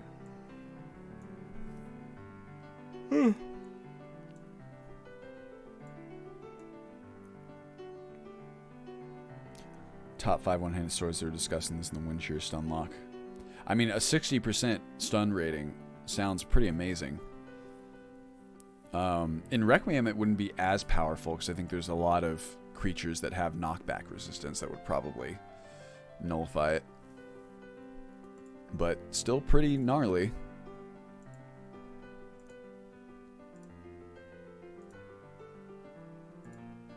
Is that dragon? No, it's not. Okay, here we go. You get to do this again. Honestly, we should have just done it before. Let's go back to name. Nightingale Bow 05. Why does it say Nightgale? They all say that?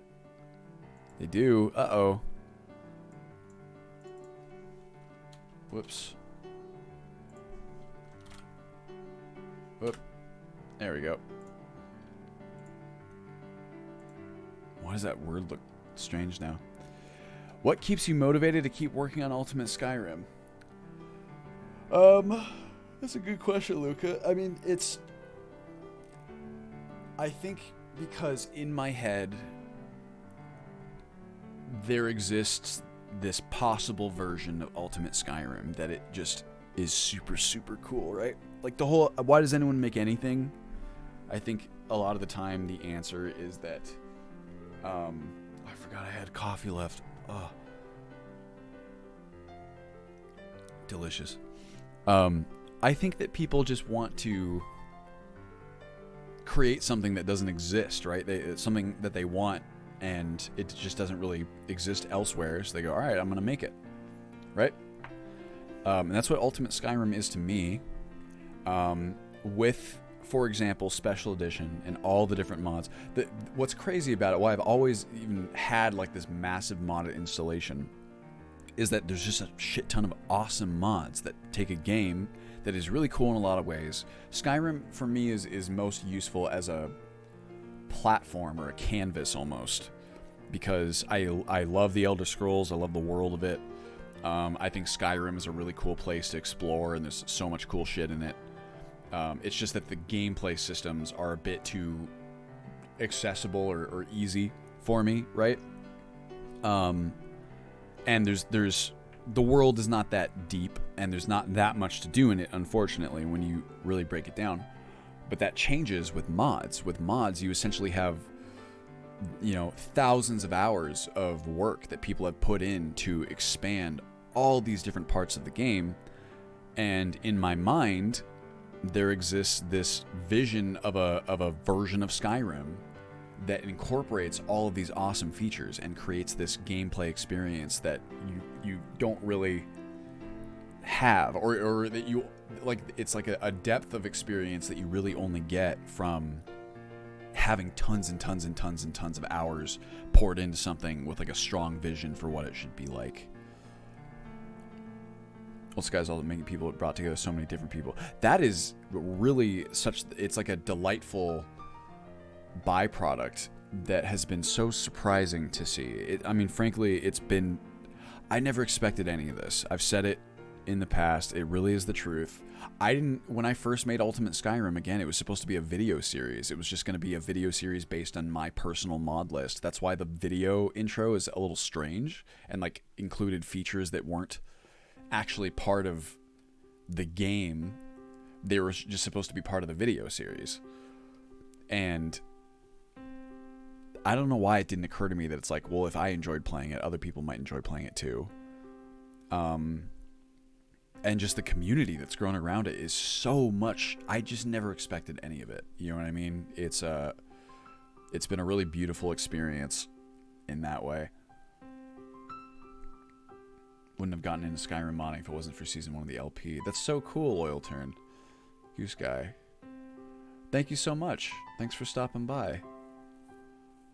I'm glad that... See, I always wonder, I'm like, I mean, people do watch the VODs. At least some people do. There's some views on it. But I always worry that it's, you know, not engaging content and everything. So I'm glad you enjoy it. I'm sure that people would enjoy playthroughs more. But, of course, that's on its way. And can't really be until the rest of this is in place. But, yeah, I don't know. I think it's just, to me, it's like, Ultimate Skyrim is currently, in my mind, the best shot that I have at creating this gameplay experience that I'd really like to play.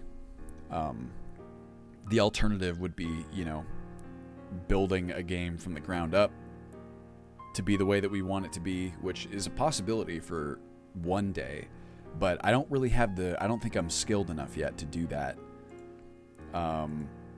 So in the meantime, this is kind of the best way I can think to do it, you know? Other game I've thought about, like, it's like, oh, what if you made like an ultimate like Minecraft mod pack or something, right? Because like Minecraft has so many of the elements and mechanics that I enjoy. Also like Mount and Blade. It's really funny how like there's all these different games. Like I think my ideal game would be some sort of, it would be like a cross between like Skyrim and like the Bethesda RPGs, Mount and Blade, Minecraft, Dwarf Fortress, or like RimWorld, or any of those kinds of very like emergent, dynamic kind of games. Mount and Blade is kind of like that too. Basically, I think I just want to create a fully realized, fully simulated, beautiful to exist in game world, fantasy world, right? That you can interact with. So like Cyberpunk, for example, right? Like when it's obviously not bugging out and whatever, is I think a good example of a world that is like stylistically very beautiful. It's very, in many ways, kind of convincing. It's one of the most like convincing portrayals of like a cyberpunk city that we've ever seen in a game, and it's, you know, fully 3D and the graphics are beautiful, but it's all window dressing, right? You can't really like interact with anything. So take the interactivity of all those other games that I mentioned. Oh, bye Praxis. And put that in something as beautiful as like Cyberpunk. This is like the dream, right? Obviously, we're still a ways off. Just not just Ultimate Skyrim, but like games in general. But I would like to do it one day. That's my dream, the vision. I have been enjoying Cyberpunk, Tayson. I haven't played it that much. I got to like pretty much the beginning of Act 2, and then I restarted my character because I wanted to have the female voice actress instead of the male. And now I'm about back to that place, but it's been a while since I played it. I'm kind of almost waiting for like, you know, some of the bugs to be fixed. And then also I got some computer parts that I haven't, like I'm building a new streaming computer, so I would like to kind of see how it looks on that, you know? Also, Shadow, any tips to start streaming? I may not be the best person to ask for that. I'm not a particularly accomplished streamer, I don't think.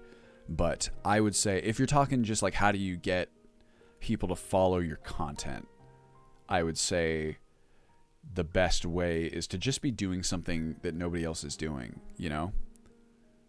Yeah, starting out, it's like probably just doing it like Resi says, is the best thing to do.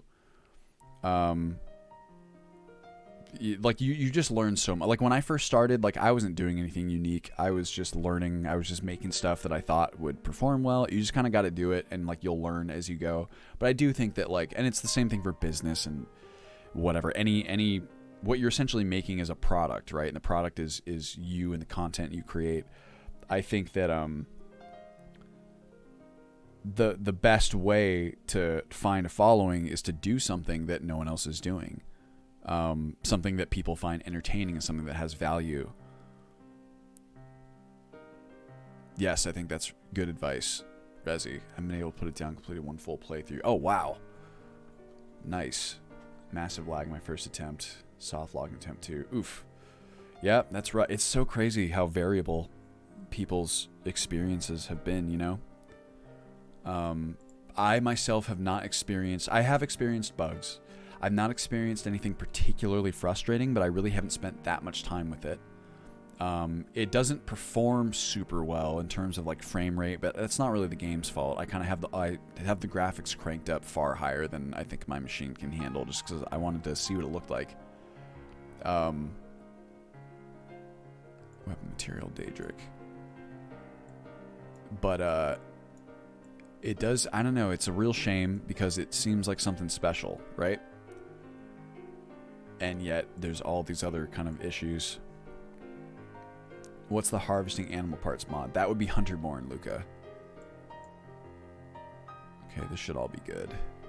So now, we gotta take these. Here we go.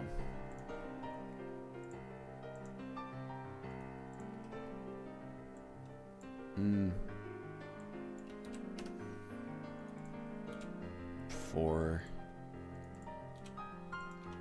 3. Oops. 2 and 1. There we go. And the rest of these, we can probably just do that. Legendary monowire killed V instead of their target. Wait, what happened?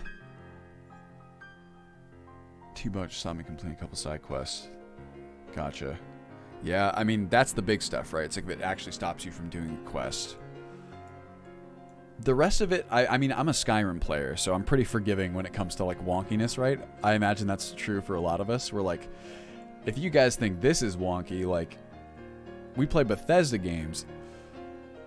But, you know how it is. Oh, yeah. Shadow, you're talking about when you that one, I don't want to spoil Cyberpunk stuff, but that one scene where you get to choose between the female or the male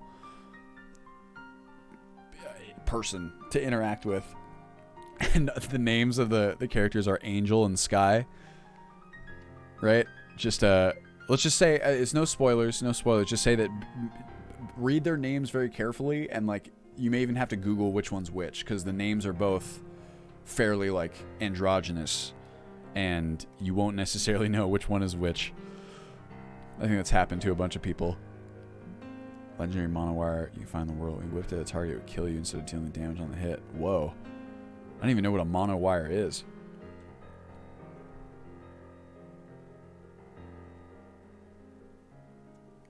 Yes. Shows you a picture of the person, their name. Right. I remember when I got to that part, I thought I knew, and I was like, I think I'm right about this, but like I'm gonna double check, and I'm glad that I double checked because it was incorrect what I had thought. I guess I wasn't paying close enough attention. Object effect. Oh boy. I need like a rock star or something.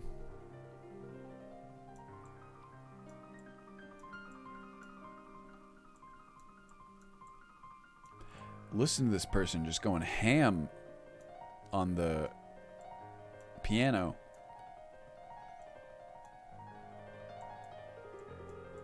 Going nuts. Yeah, that's it. It's like Sever. It's like I picked the wrong one. It's like it doesn't really matter that much. It's just kind of funny. You know what I mean? It's just like, oops. Wrist-mounted superheated wire that you can whip or grow. Oh my god, that's awesome. That's super cool. Excuse me.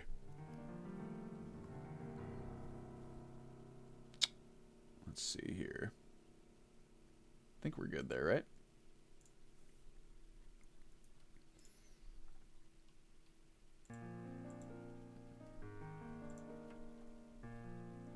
Okay, these will all be good.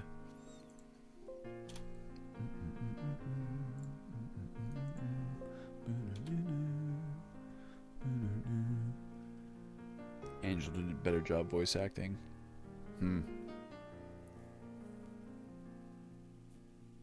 Yeah, the voice acting's been...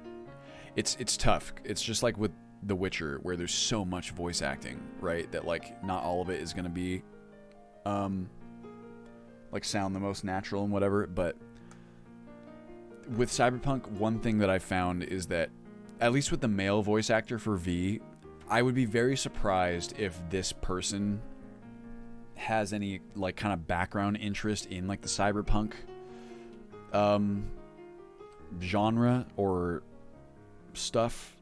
I could be totally wrong, but just some of it strikes me as, like, you're definitely reading this on a script for the first time, and it's like part of it's like the writing too. Sometimes like slang and things that read perfectly fine on a script can be tough to make natural when you are voice acting. Voice acting is really hard. It's like the hardest thing, I swear. It's obviously like an apples to oranges comparison, but like it might even be harder than standard acting, because there's so much that you kind of have to have in your own head as you do it. I feel you, Rezi. Maybe, okay, so I'm running back through it again, so I'll do Angel this time. Be a decent voice actor, be a pretty damn good actor. Totally. Totally. Bought Bannerlord the other day based on your praise and music you were playing. Great game. It's so cool. It's not everyone's type of game, Goose Guy, so I hope you enjoy it. But it is really rad. It's just doing stuff that nobody else is really doing, like in the genre, you know? It's really cool.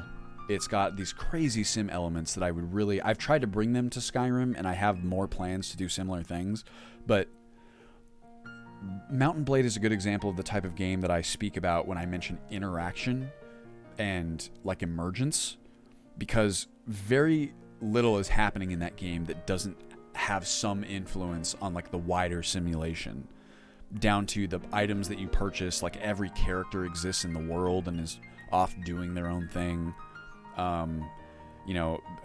Goods that are being traded like actually affect the cost of those goods like elsewhere throughout the world, and there's just all this cool stuff. It's just very, very possible to pluck the web, so to speak. That's always the analogy that I like to use, is you create like a big spider web. When you pluck one side, it reverberates out into the other part of the web in ways that you can't always anticipate. It's very cool. Would I ever do voice acting? I would love to do voice acting. I am not an actor. I have very limited experience. I did 3 commercials actually when I was a child. I was a child actor for a whole stint of like 2 years. But that's about the most that I got, and then that and content creating. If ever, like, I think I could do a passable character if the character was like based on my regular voice, but like I would have no range. And again, I'm not really an actor. Like it's an entire discipline unto itself, especially voice acting. So I think if I were ever going to do voice acting for something, it would probably need to be like an amateur project whose standards are not that high. Another case of FemChat 1VA. It's just, I don't want to talk shit on the male voice actor, because I think he's fine. I think he does a good job in general.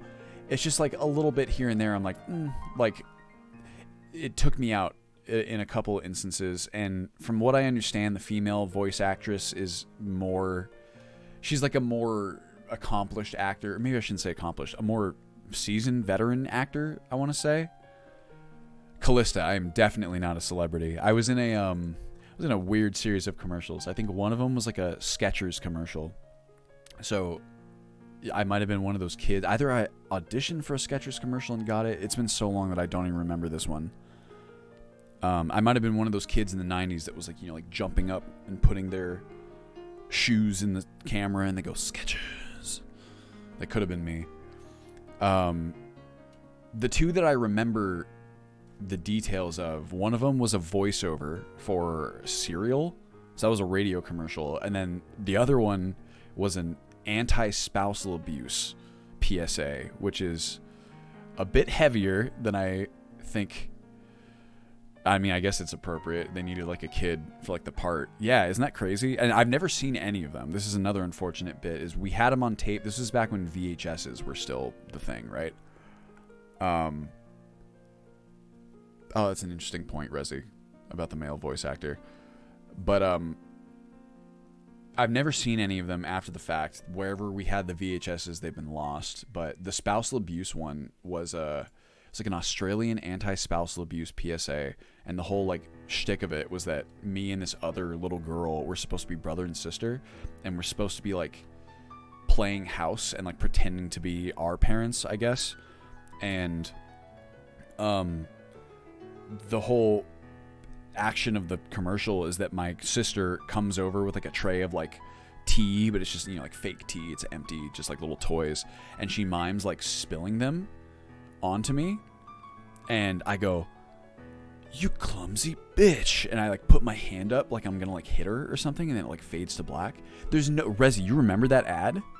No way. I've never been able to find it. I swear it exists somewhere. Oh man, if you've seen that, that would be the wildest coincidence.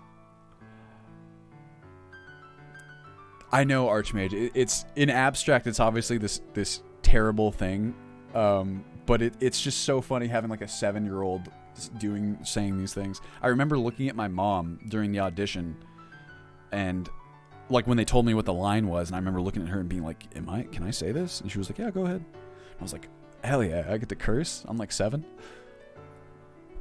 The vacation was wonderful. Thank you very much, Callista. It really was so special. My wife, for my birthday, just did like, I'll spare you guys the details, but suffice to say, it was just like a really beautiful day. Like one of the most memorable birthdays I've ever had in my entire life, amidst, like a global quarantine. So I'm very tremendously lucky. It really was the best. The ad was for, it was an anti-spousal abuse PSA turn. I wish that I could find it. I've never been able to find it. I've looked before, like on YouTube and stuff, but unfortunately never had any luck. Maybe one day. I really would like to see it because it's so weird to describe now. It was pretty nuts. I think I'd have a better chance of finding that one than I would like, a serial voiceover from like 1999. I can show you guys my my headshot. It's hilarious. Let me wait. This is a light bow?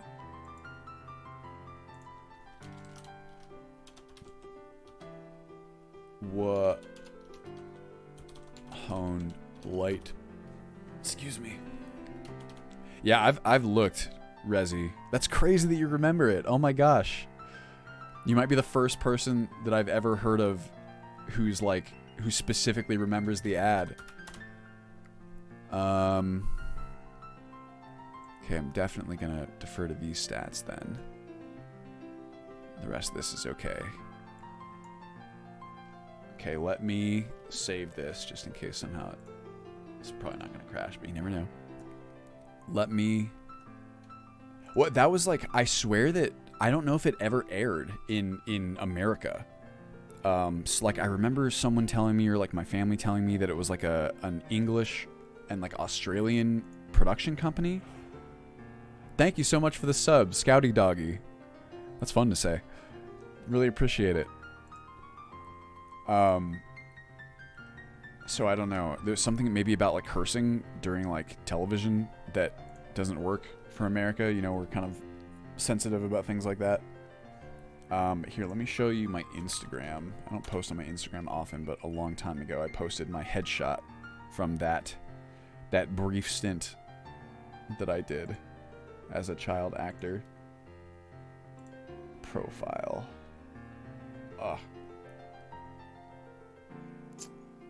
Here it is. Brace yourselves. Here we go. There I am. This was the, everyone's got to have their headshot, of course. This was mine.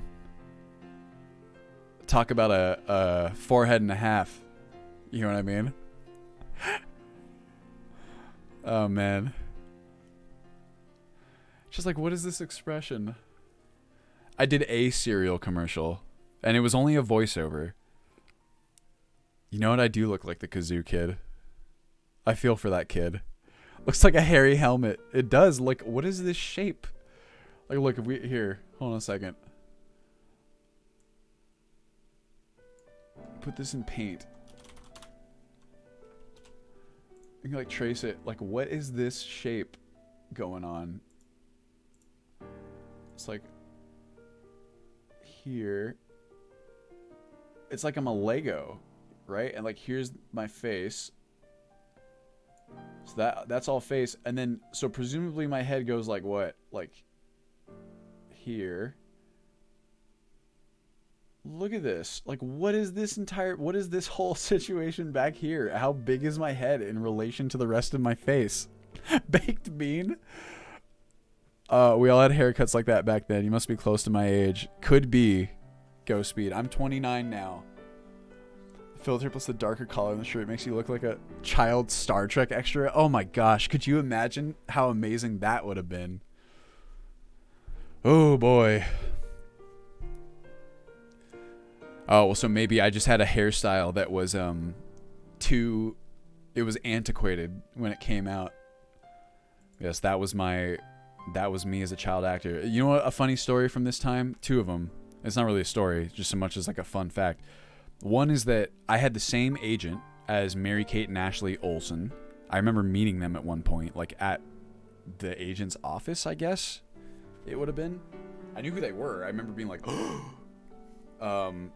and then also the Jonathan Taylor Thomas. You guys remember him? Was he in Home Improvement? What show was he in?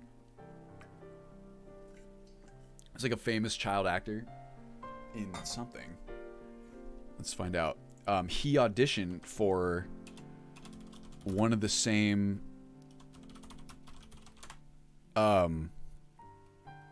He was Simba? I never knew that. Oh, man. So this kid, Jonathan Taylor Thomas, he auditioned for a Dole banana commercial that I also auditioned for. I did not. I don't think I got the commercial, guys. I think that Jonathan Taylor Thomas beat me out for it. Or maybe he didn't. Maybe someone else beat him. I don't know, but I didn't get the part. Dang. Dole bananas. That's what I was meant to play. Yeah, rubbing shoulders with the stars. My mom was born in 1980 when my sister was probably 8. She asked my mom if the roads were paved. That's hilarious. It's just, when you're a kid, you have no point of reference for like how old things are, you know? Just like, shit. 1980 might as well be 1901 when you're like, 8 years old, I feel like. I had the more frequent rubbing shoulders with the stars business that I got to do is when I was in college. I went to school in Santa Barbara at UCSB in California, and there's a film festival downtown in Santa Barbara that I was an intern for several years. I was a film student, for those of you who do not know. And there was like so many celebrities that I either got to like have like little maybe actual interactions with is significantly less. Just a lot of celebrities that I'd get to like be around, right? Which is enough for the star factor to go off my head. What do they call it? Thank you so much for the sub. Go speed. Thank you. Holding out, playing a lot of Requiem, seeing out Alt Skyrim SE. Thank you so much, Scouty Doggy. I'm working on it. as quickly as possible. Not so much on stream. I'm not very fast. I guess it's still technically as quickly as I can do it. My mom was born in 1980. Same as your mom. Isn't that so fun, Liz, to hear about people's parents who are the same age as you? That's like happening to me now, and it has been for like, you know, at least some years, because, you know, people marry and have kids when they're like very young sometimes. But now it's like, you know, our friends who are our age are starting to have kids. It's just so wild. Liz and I would like to have kids, but we're trying to hold off until like a few more years. Just something where we can build up a bit more of like a nest egg and savings. Rezi, if you manage to find that ad, I will be so grateful. I got married after knowing my dad for 4 months at 19, had me at 20. It does happen, Callista. I hope it worked out well for them. I mean, it seems like a real roll of the dice for some people. But I don't know, sometimes it did not. Well, I didn't want to jump to conclusions. The odds are stacked against you in that instance, unfortunately. But, you know, sometimes it does, sometimes it doesn't. They got you, so, you know, the world is better off for it. Managed to produce you. How about that? Watch the Wraithen playthrough at the beginning of pandemic, keeping tabs on Old Sky SC. Also just poked myself in the eye.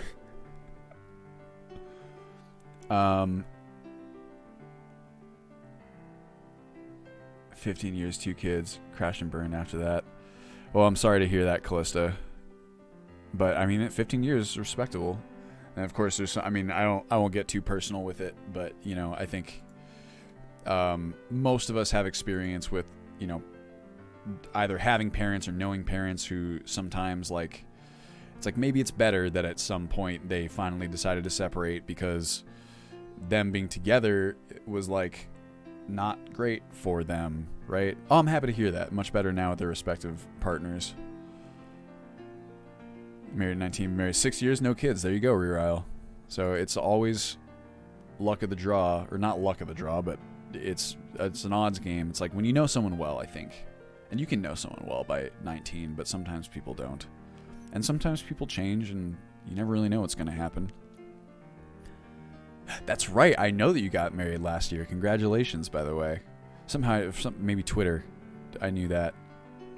Would honestly kill to have kids.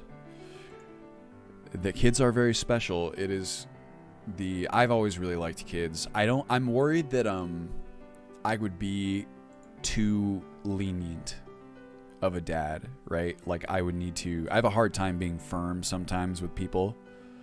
And I wouldn't want to have Liz, my wife Liz, that is, have to be the bad guy, right? Like that's not fair. Like one parent gets to be the fun one, the other parent has to put their foot down. Like that shit always sucks. I think a lot of us have parents like that where it's like, oh, how come mom has to be the hard ass? Like dad only has to do the fun things. That's no good. What are these swords? Weird. She had a few years to really get to know each other before throwing it. Yeah, I imagine that's the case too in a lot of situations. That's kind of what we've tried to do is there's just so much that we want to do ourselves as a couple before we have kids, because obviously that changes your life a whole lot. I feel you, Rezi. It's Liz and I didn't meet until we were I was 25, she was 26. Liz is older than I am by like 8 months, 9 months. Yeah, I'm sure. Callista. It is, it's a wild thing, raising children. It's like, honestly, like the gnarliest thing I feel like we can do as humans. And I understand why some people are not, some people are just not about kids. I get it. Wait, no.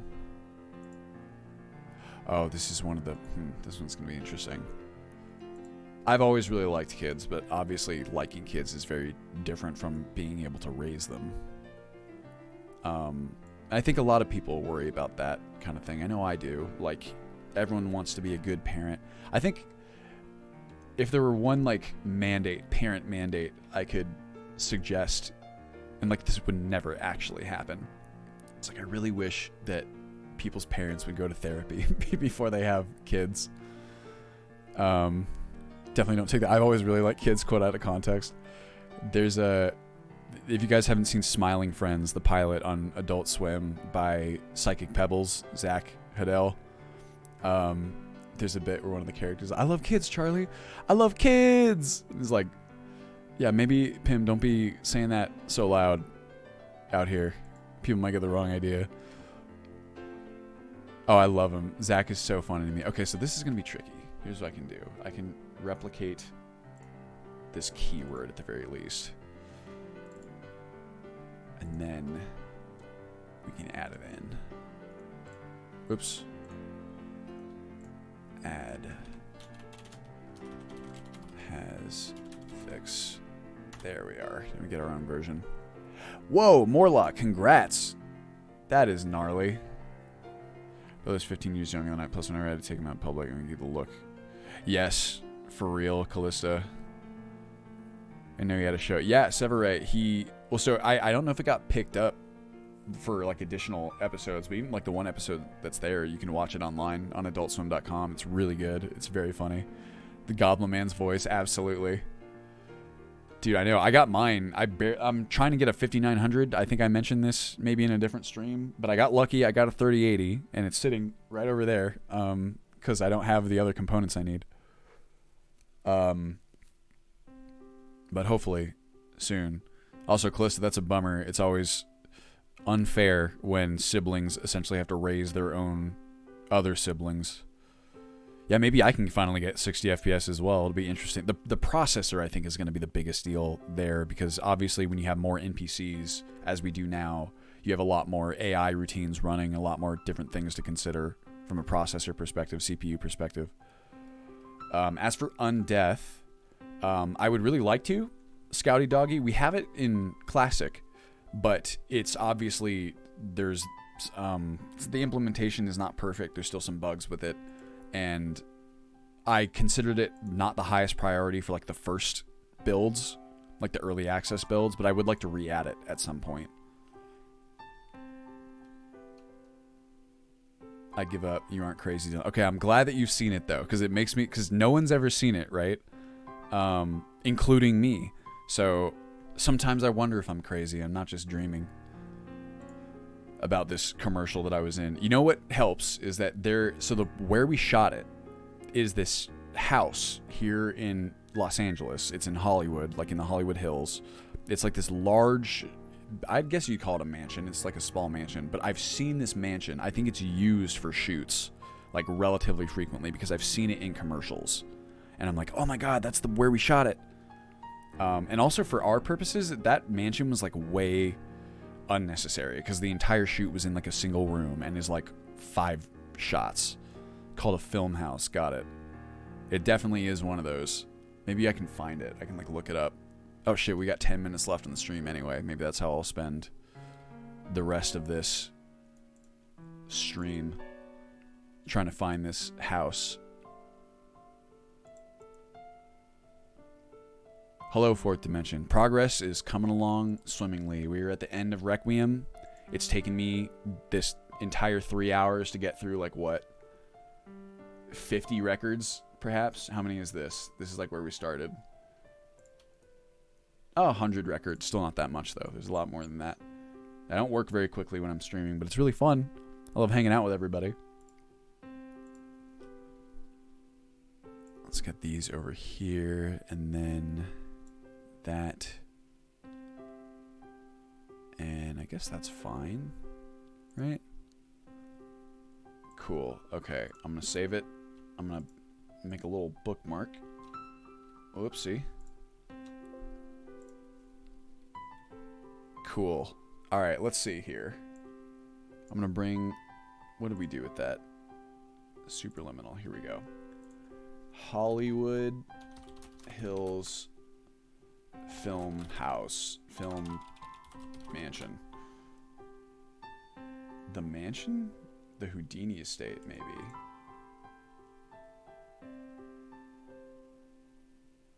Um, I don't think it's this, although this is cool. You're in contact with the Requiem devs. And you throwing everything upside down. It shouldn't.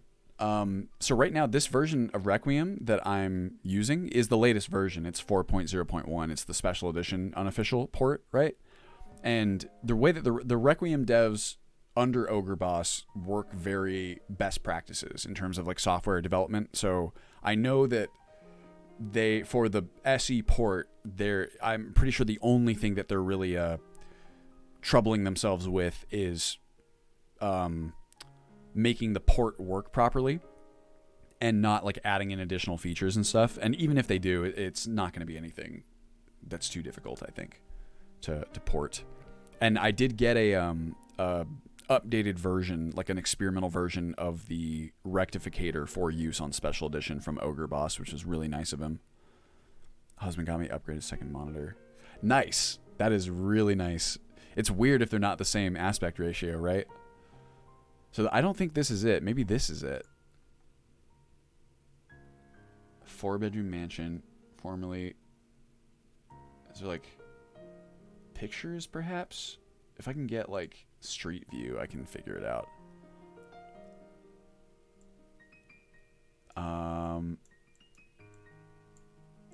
I know this road, by the way, Laurel Canyon. We are on this road like all the time. This kind of looks, if this is it, wait, hold on a second. The mansion, but which is supposed to be, this is supposed to be the mansion? I need satellite view. How do I get that? Rating your past visits. Does anyone know how to get satellite view on Google Maps?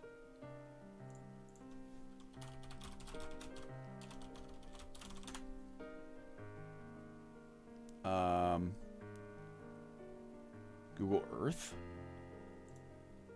Show imagery button.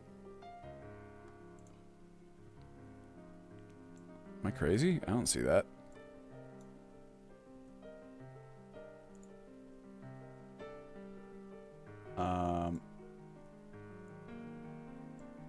Let's see here. Where'd it go? Oh, there we are. This is just the same thing. Guys, am I crazy? Anti-domestic violence PSA commercial. Oh, no way.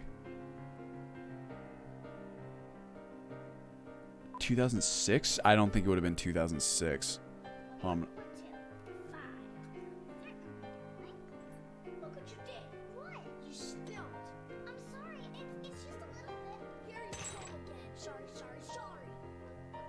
Okay, hold on. I gotta pause this. This sounds like super familiar, though. Where's the Sims music? Okay, hold on a second. Tea Party.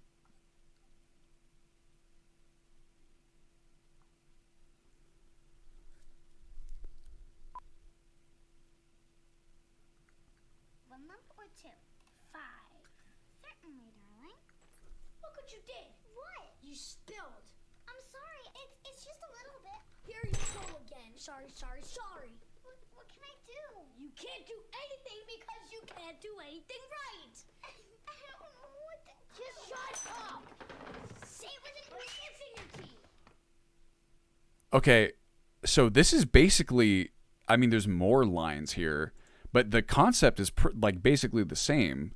But that's definitely not me, and we didn't have nearly that many lines. It almost makes me feel like someone kind of adapted the same script somehow or something, because it is like so similar otherwise. But I swear, like, we had like 2 lines, and then there was like a little PSA like this at like the end of it. But if this was 2006, that's definitely not my voice either. I would have remembered. So this is interesting. It's like, I'm like more confused than ever. Oh my God. Honestly, this one's better, I feel like, than the one that we filmed. But how does this exist and we can't find the other one? Be like, Anti-spousal abuse commercial. Oh, wait. No, that's not me either. Can maybe search like kids?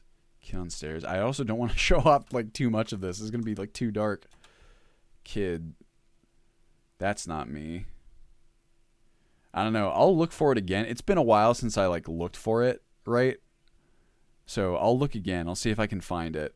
And if I can't, man, I was so I thought that was going to be it, you know what I mean? Cuz like it's so specific and it's so similar. But that's not it. Let me see if I can find the house still. Google Earth.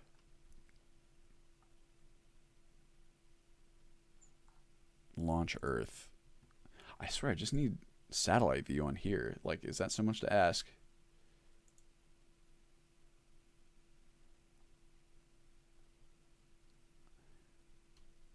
Yeah, it's like, this is a great commercial. I love this. Like, this is terribly sad. Come on, Google Earth. Well, thank you for finding that, loyal turn.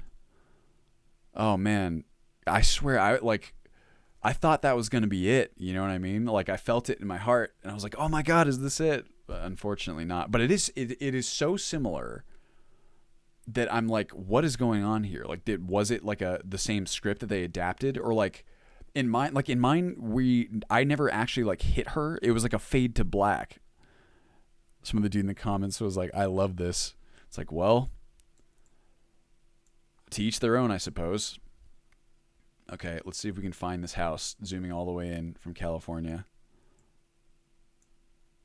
So you guys are curious. Look, I was born here, Ventura. I went to school here, Santa Barbara. Now we live here, Los Angeles. I grew up mostly over here from when I was like 10. Over yonder. Whittier's nestled in there. Spot the pedo. Oh, is that so, Callista? So that was on Laurel Canyon, which would be over this way. There's Coldwater. That's the 170. Where's Laurel? Is this Laurel? Does it say? The streets, if I get close enough? I don't think so. Wait. Borders, labels. I mean, it's supposed to have it on there. There we go. Okay, so that's Laurel Canyon. And where was... We can cross-reference. Enhance. The Houdini Estate. So it's kind of down Laurel Canyon through the Hollywood Hills. After this, like, jutting curve. There. I see it.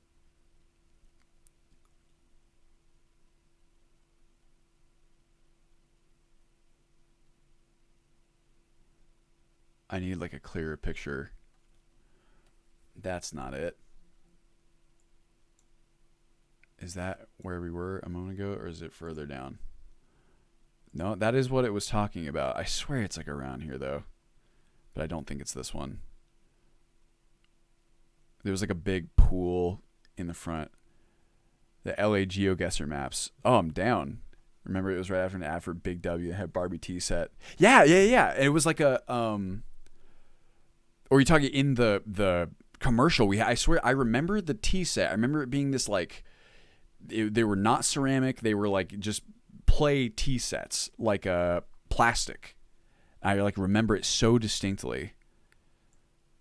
I wish I could find this. I would very much like to play that game though, Callista. I'm gonna give it like one Hollywood Hills Film Mansion pool. There's a pool for sure.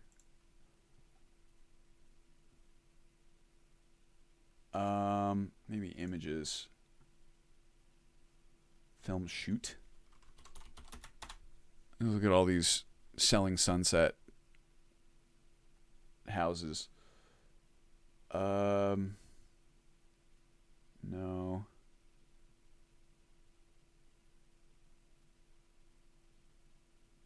I I don't see it. If I find it, I'll let you guys know. We can take a look at it next week. I'm going to look for that. I'm going to look for the commercial. Although, honestly, my my hopes are not particularly high. Oh, look, this is literally from Selling Sunset. You guys ever seen Selling Sunset?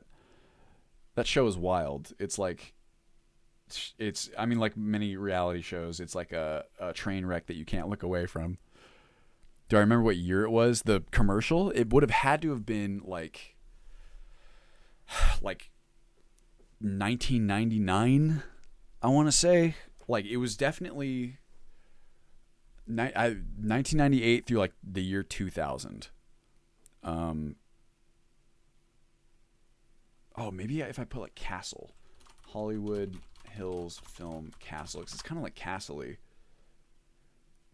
That's not it, but that's rad. What is that? Oh, it's the Hollywood Castle. No. House. Castle House. I feel like I'm like, at least for the house I can find. I'm sure I can find it. Even if I have to just like go on Google Maps, I'll try and find it. Because I know it's around. Unfortunately, my grandma would know because she took me there. I can ask her and she might know, like, the whereabouts. How long do you think it'll take for Ulska to be ready? How much do you think it'll be minimum VRAM? The minimum VRAM should be about the same. As for how long, I don't want to give out any release dates yet. I'm not really at a point where I'm comfortable doing it. ASAP. I've said like Q1. I'm trying to shoot for Q1, but it's definitely not a guarantee. And that will be for like the early access first beta build, you will say. But again, that is not really a release date. It can go earlier, later. Just kind of like an internal thing that I'm shooting for. And I cannot find this. Oh well, I'll find it. I know it's around here somewhere. Anyway, with that, I am going to... Oh, Shepherd Boy, I'm so sorry. I know it's... What I need to do is I need to stream at different times throughout the week. I probably will keep with this Monday slot for development. I think these searches are putting me on a watch list. It's like, yeah, child, abused, like spouse. I could see it. When I go back to streaming more and doing like playtesting and stuff, I will sprinkle in some streams that are on a different time slot. Shepard, out of curiosity, what's easier for you to catch? When did I have it before? Fridays? Child abuse tea party. Yeah, it's pretty rough. We'll all be on a watch list together. Just about any day except Mondays right now. Gotcha. What I need to do is a weekend stream, like a routine weekend stream. It's probably more doable during coronavirus than like ever else. The problem is our weekends are kind of typically spoken for. We're definitely weekend warriors. And we try to go out and do stuff. So it's hard to stream consistently on weekends, I've found. All right, well, I'll find it. I'll ask my grandma, and at the very least, we'll find this house. And then we can probably find some of the other commercials that have been shot there. What's a Playday stream? Any hints in the timeline? Impatient. Gotcha. No worries at all. Maybe if I search like on just not images, but like web. No, not the Hollywood Castle. 9 best places to rent. Maybe this one.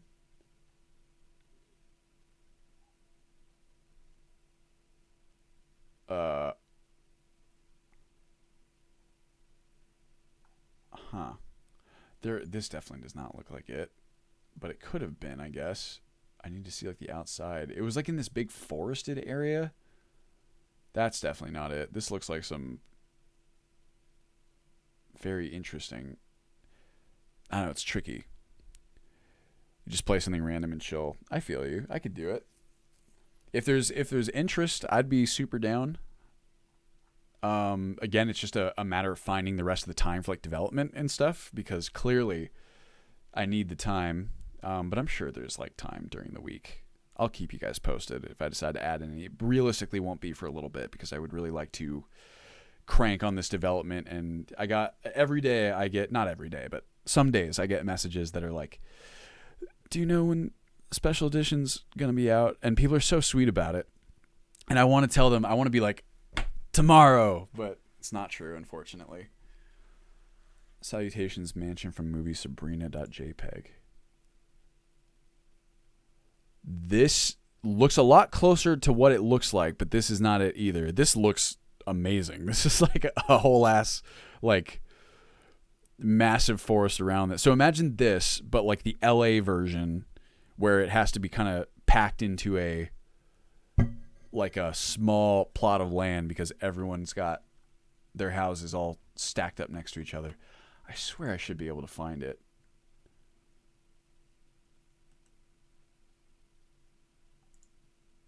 No, that's the castle. I don't know. I'll find it. And I'll post it on Twitter, and if I find it between like now and the next stream, we'll cover it. And you guys just got to remind me, because I'll forget. My brain it splits in a million different directions all the time. So with that, I think it's time to call it. Unfortunately for today, I'm gonna go eat some lunch and then get back to work. But I really appreciate you guys joining me. It was a really fun stream. Great to be back, of course, and a happy new year to everybody. You're bearing release your mod packs and burn out doing my own modding. I feel you, Shepard. It's you can spend 3 months and then just like there's still so much to do. It feels like that's how it goes. Yeah, Callista, go for it. I mean, I will look for it. I'll try and find this mansion at the very least. I'm also gonna look for the commercial, but I don't think, and not if Loyal Turn spent 30 minutes looking for it and couldn't find it. Something tells me it might be lost to the ether, but who knows? Rezi, maybe you have some old VHSs saved or something. Maybe someone taped over like a show or something and it'll just happen to be on there, right? So obviously we all just have to go look through our VHSs. I bet you it's somewhere in my grandma's house, like the VHS tape just disappeared amidst all the rest of the clutter. But I'm now in some obscure playlist with a bunch of old abuse commercials. If you find it, let me know. I think there's a lot to be said about pooling our resources, paying someone like you to do the work for us. Well, so hopefully in the future too, again, it's like, it would be really cool for everyone contributing on Patreon. That's obviously a huge help to me. It's like the biggest help that it could be. But hopefully in the future, we'll be able to do almost like crowdsourced development as well. So it'll help development maybe go faster. It'll be an interesting thing to kind of like look at. Oh shit, maybe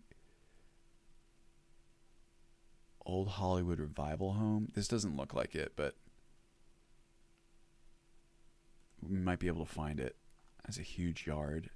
Wait, it's definitely not that one, although that thing is crazy. Let's check this out. Let's see if we can find it on here, and then we'll go through this list, and then if it's not there, we'll call it. Show all photos.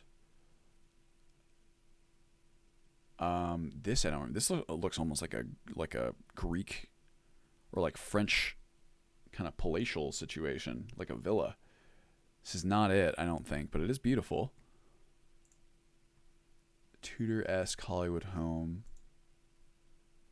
This is more like it's like an apartment. That's not it. No.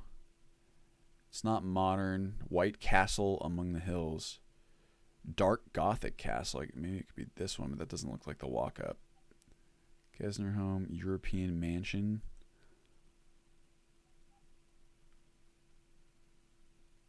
Nice. Iconic Houdini estate.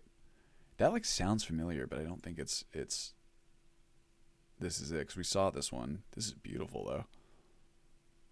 Houdini estate, huh? I just need to see like more pictures. I need to see like the big old, wow, look at this. This does kind of look like the outside though. Maybe just let me Google Houdini estate and see like if I can get like a aerial view or something. Images. Because there's this very distinct, it's like a symmetrical courtyard in the front with a big pool. I'd recognize it immediately if I saw it. I don't think any of this is it. But this is super cool. I had no idea this was even there. Aw. Whoa, I kind of like those colors. Very cool. Anyway, I'm going to hop off. I'm going to go grab some food. Thank you guys so much again for hanging out as usual. I really do enjoy it, and I hope you do too. I will see you the next week at the same time, next week at the same time. And thanks for joining me, and Happy New Year's to everybody. So have a good rest of your week. Stay safe, everybody. And I'll see you next time. Thank you again. Bye.